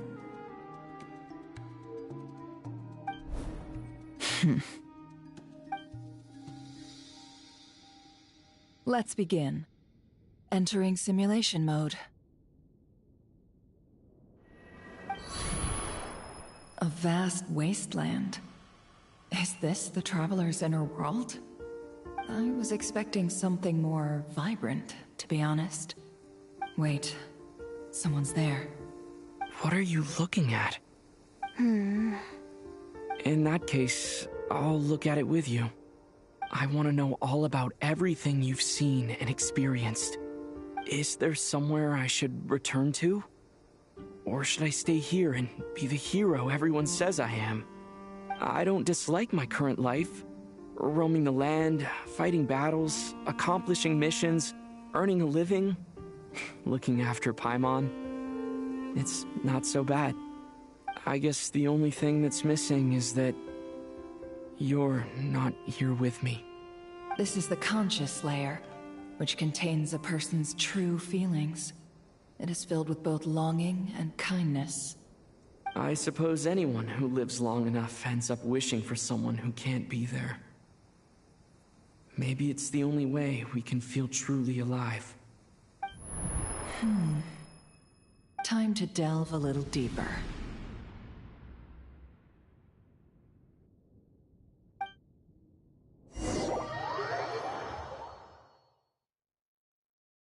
Nasha Town is hardly the optimal choice for a place to live, but it has character and a reasonable population density. What are you trying to say? Oh, don't be nervous. I was just thinking where might make a good starting point for your journey. Perhaps I should send you further afield. Conria, perhaps. Conria ceased to exist long ago. Once again, you fail to understand the possibilities that the Tri-Lune creates. Anything that has existed in the past, I can now recreate. You simply do not wish to see that happen. That might be because you miss your sibling and fear getting answers that you are not ready to learn. But this is not for me to judge. If we are to collaborate, we need to maintain an amicable relationship. In a moment, you will be able to... Oh no. What are you...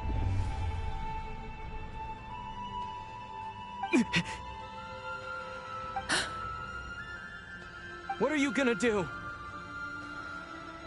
Don't move.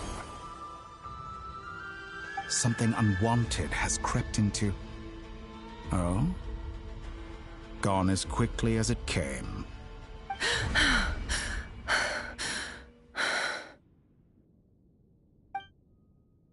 Did you save me? If I hadn't cut the connection, Dottore might have caught you from the other side and destroyed you. This was a good idea, but once is plenty. You were exceptionally brave. Excellent work. Thanks, but now's not the time for that.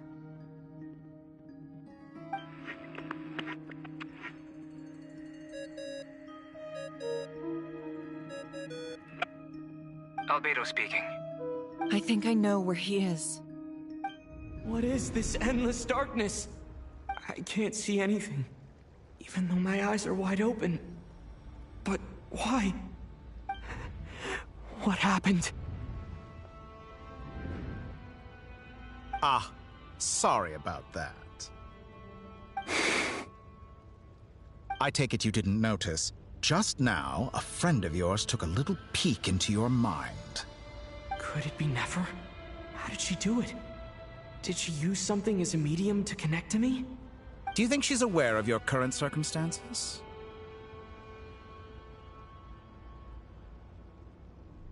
Oh dear. Have I stunned you into silence?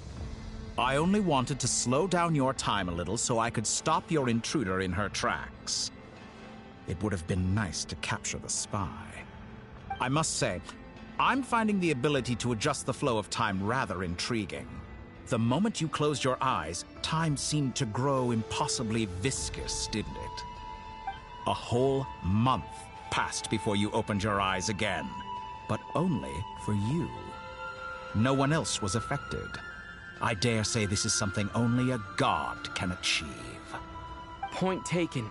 You've proven once again that you have god-tier powers. Oh, you misunderstand. This wasn't about proving a point.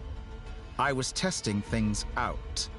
I find I learn best by doing, and I have to admit, time is not the easiest dimension to control. I only wanted to make you sleep for a short while, but it ended up lasting a whole month. Clearly some finesse is required to wield the authority over time as I wish. I hope you're not angry with me. It was only a month's discrepancy, nothing too serious. Had I been off by a year, a decade, or even a century, that would have been quite a different story. You could have frozen me for millions of years. So much for collaboration. You aren't showing much sincerity. Millions of years? To what end? I wonder if you don't understand humans all that well. They are very pragmatic creatures who understand only that which they can perceive with their senses. If I had you sit here for a week, I imagine people might sympathize. But if I left you here for 100, 1,000, or 10,000 years, the sheer size of that number would cause it to lose all meaning to them. They would not have the capacity to comprehend your suffering, and thus they could not empathize. Unfortunately, while gods do exist in Tevat, it is ordinary humans that account for most of the population. Their lifespans are so limited, their bodies so fragile. Did you ever really hope that they could begin to understand someone like you?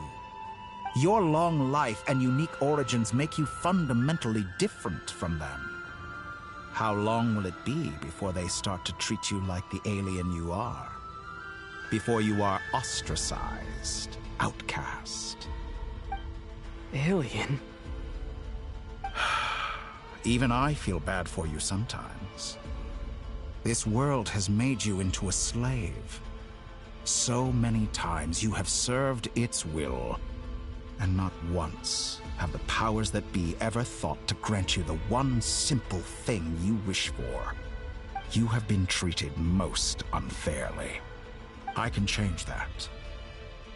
I will grant you special privileges, and give you back the status you rightly deserve as a descender.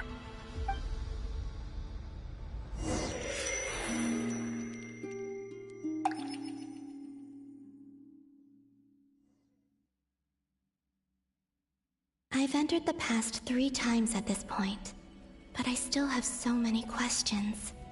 For instance, beyond each point being further back in time than the last, what determines the specific locations at which I can make entry? So far, the common thread linking all 3 scenarios is that the Traveler has been present. But it's more than that.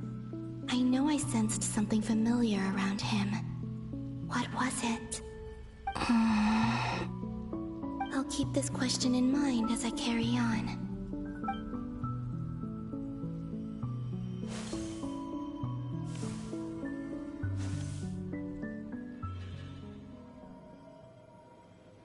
Humans, you never change.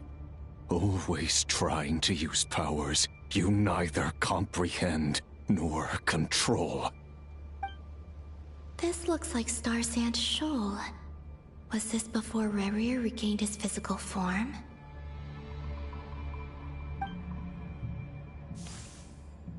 You've messed with the cannon again, huh? Sorry, but this round's not gonna go your way. The cannon. That's right. I was at Silvermoon Hall and I sensed an abnormal Kuvaki fluctuation coming from Nasha Town. And right after that, came an ominous power emanating from Star Sand Shoal. My body was once torn into countless pieces and hurled into the swirling chaos of time itself. But even so, my life and will were not extinguished. I wonder if I could try to prevent his resurrection. But how would I do it? What can I do, here and now? Traveler!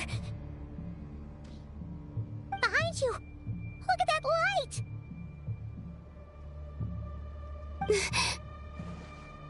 No, I won't make it in time. He's using the Kuvaki shield, like I taught him. Is he going to use it to block the cannon's beam? He's strong. I'm sure he can manage. But the force released when the beam impacts the shield might lead to collateral damage. Easy Island. The Frost Moon Scions will be exposed to lethal levels of Kuvaki. A question, if I may. Kind Miss Columbina. When the cannon's Kuvaki beam was deflected earlier, I saw several bolts of energy streak toward Hisi Island, only to be blocked. Did you also have a hand in that? Maybe that really was me after all. Well, future me. But I don't know if I have enough power left. Sigi sato pasa sax, niti ipotofutos. There's no time. Osestikos paratini tiram to risuiku, to pirto aithion feraton. I have to make it. Oh, Frost Moon. Oh, great land. Oh, slumbering moonlight of Nodcry. If you can hear me, if you can sense my call, then please, heed me once more!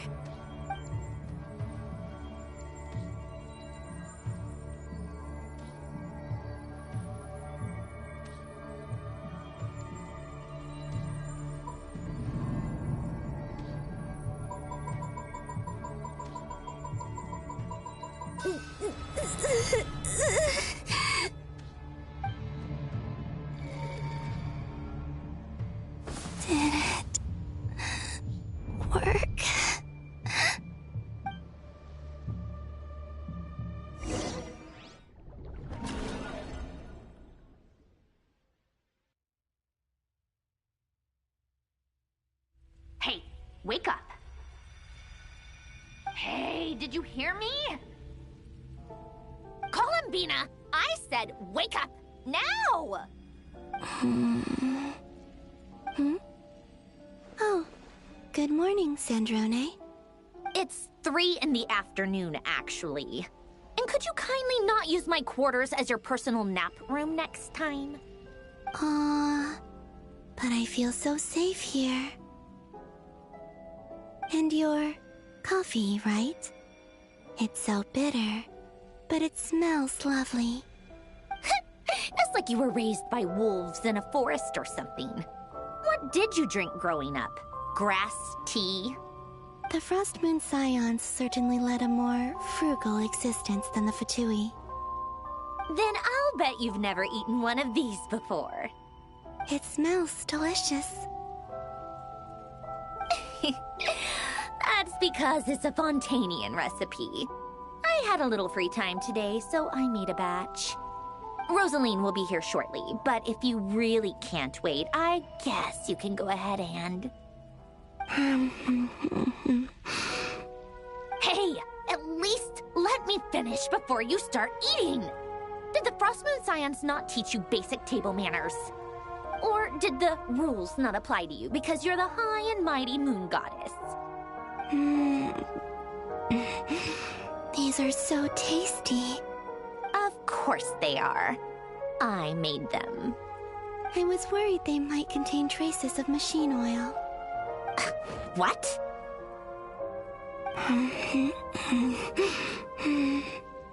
You know, there's something I've always wanted to ask you.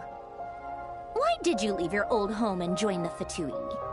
I mean, I'm sure their food was awful. But there's gotta be more to it than that. Well, life there didn't go quite how I imagined. What were you expecting? You're a god. Your followers are gonna make some demands of you, right? Surely you can just answer a few prayers here and there in return for the free food and drink. How bad can it be?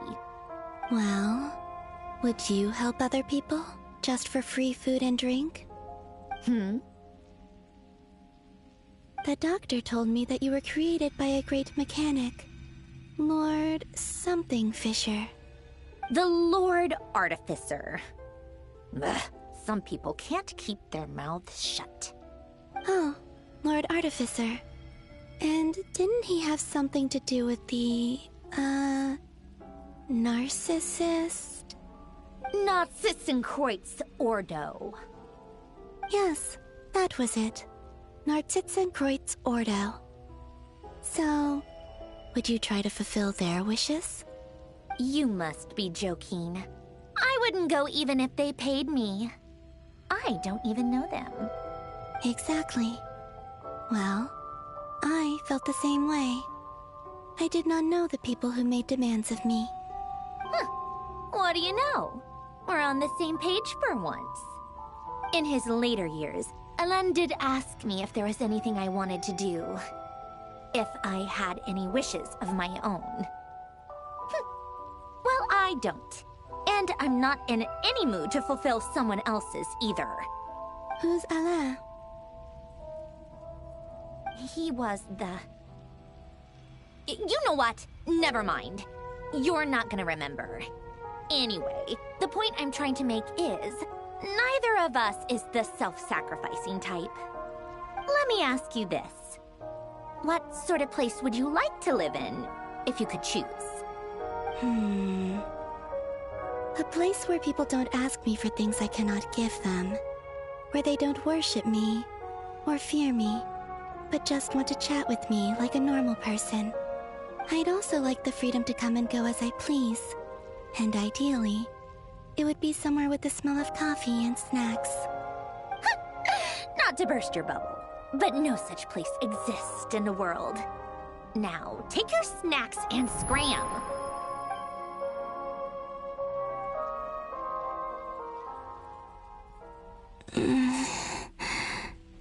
Did I pass out?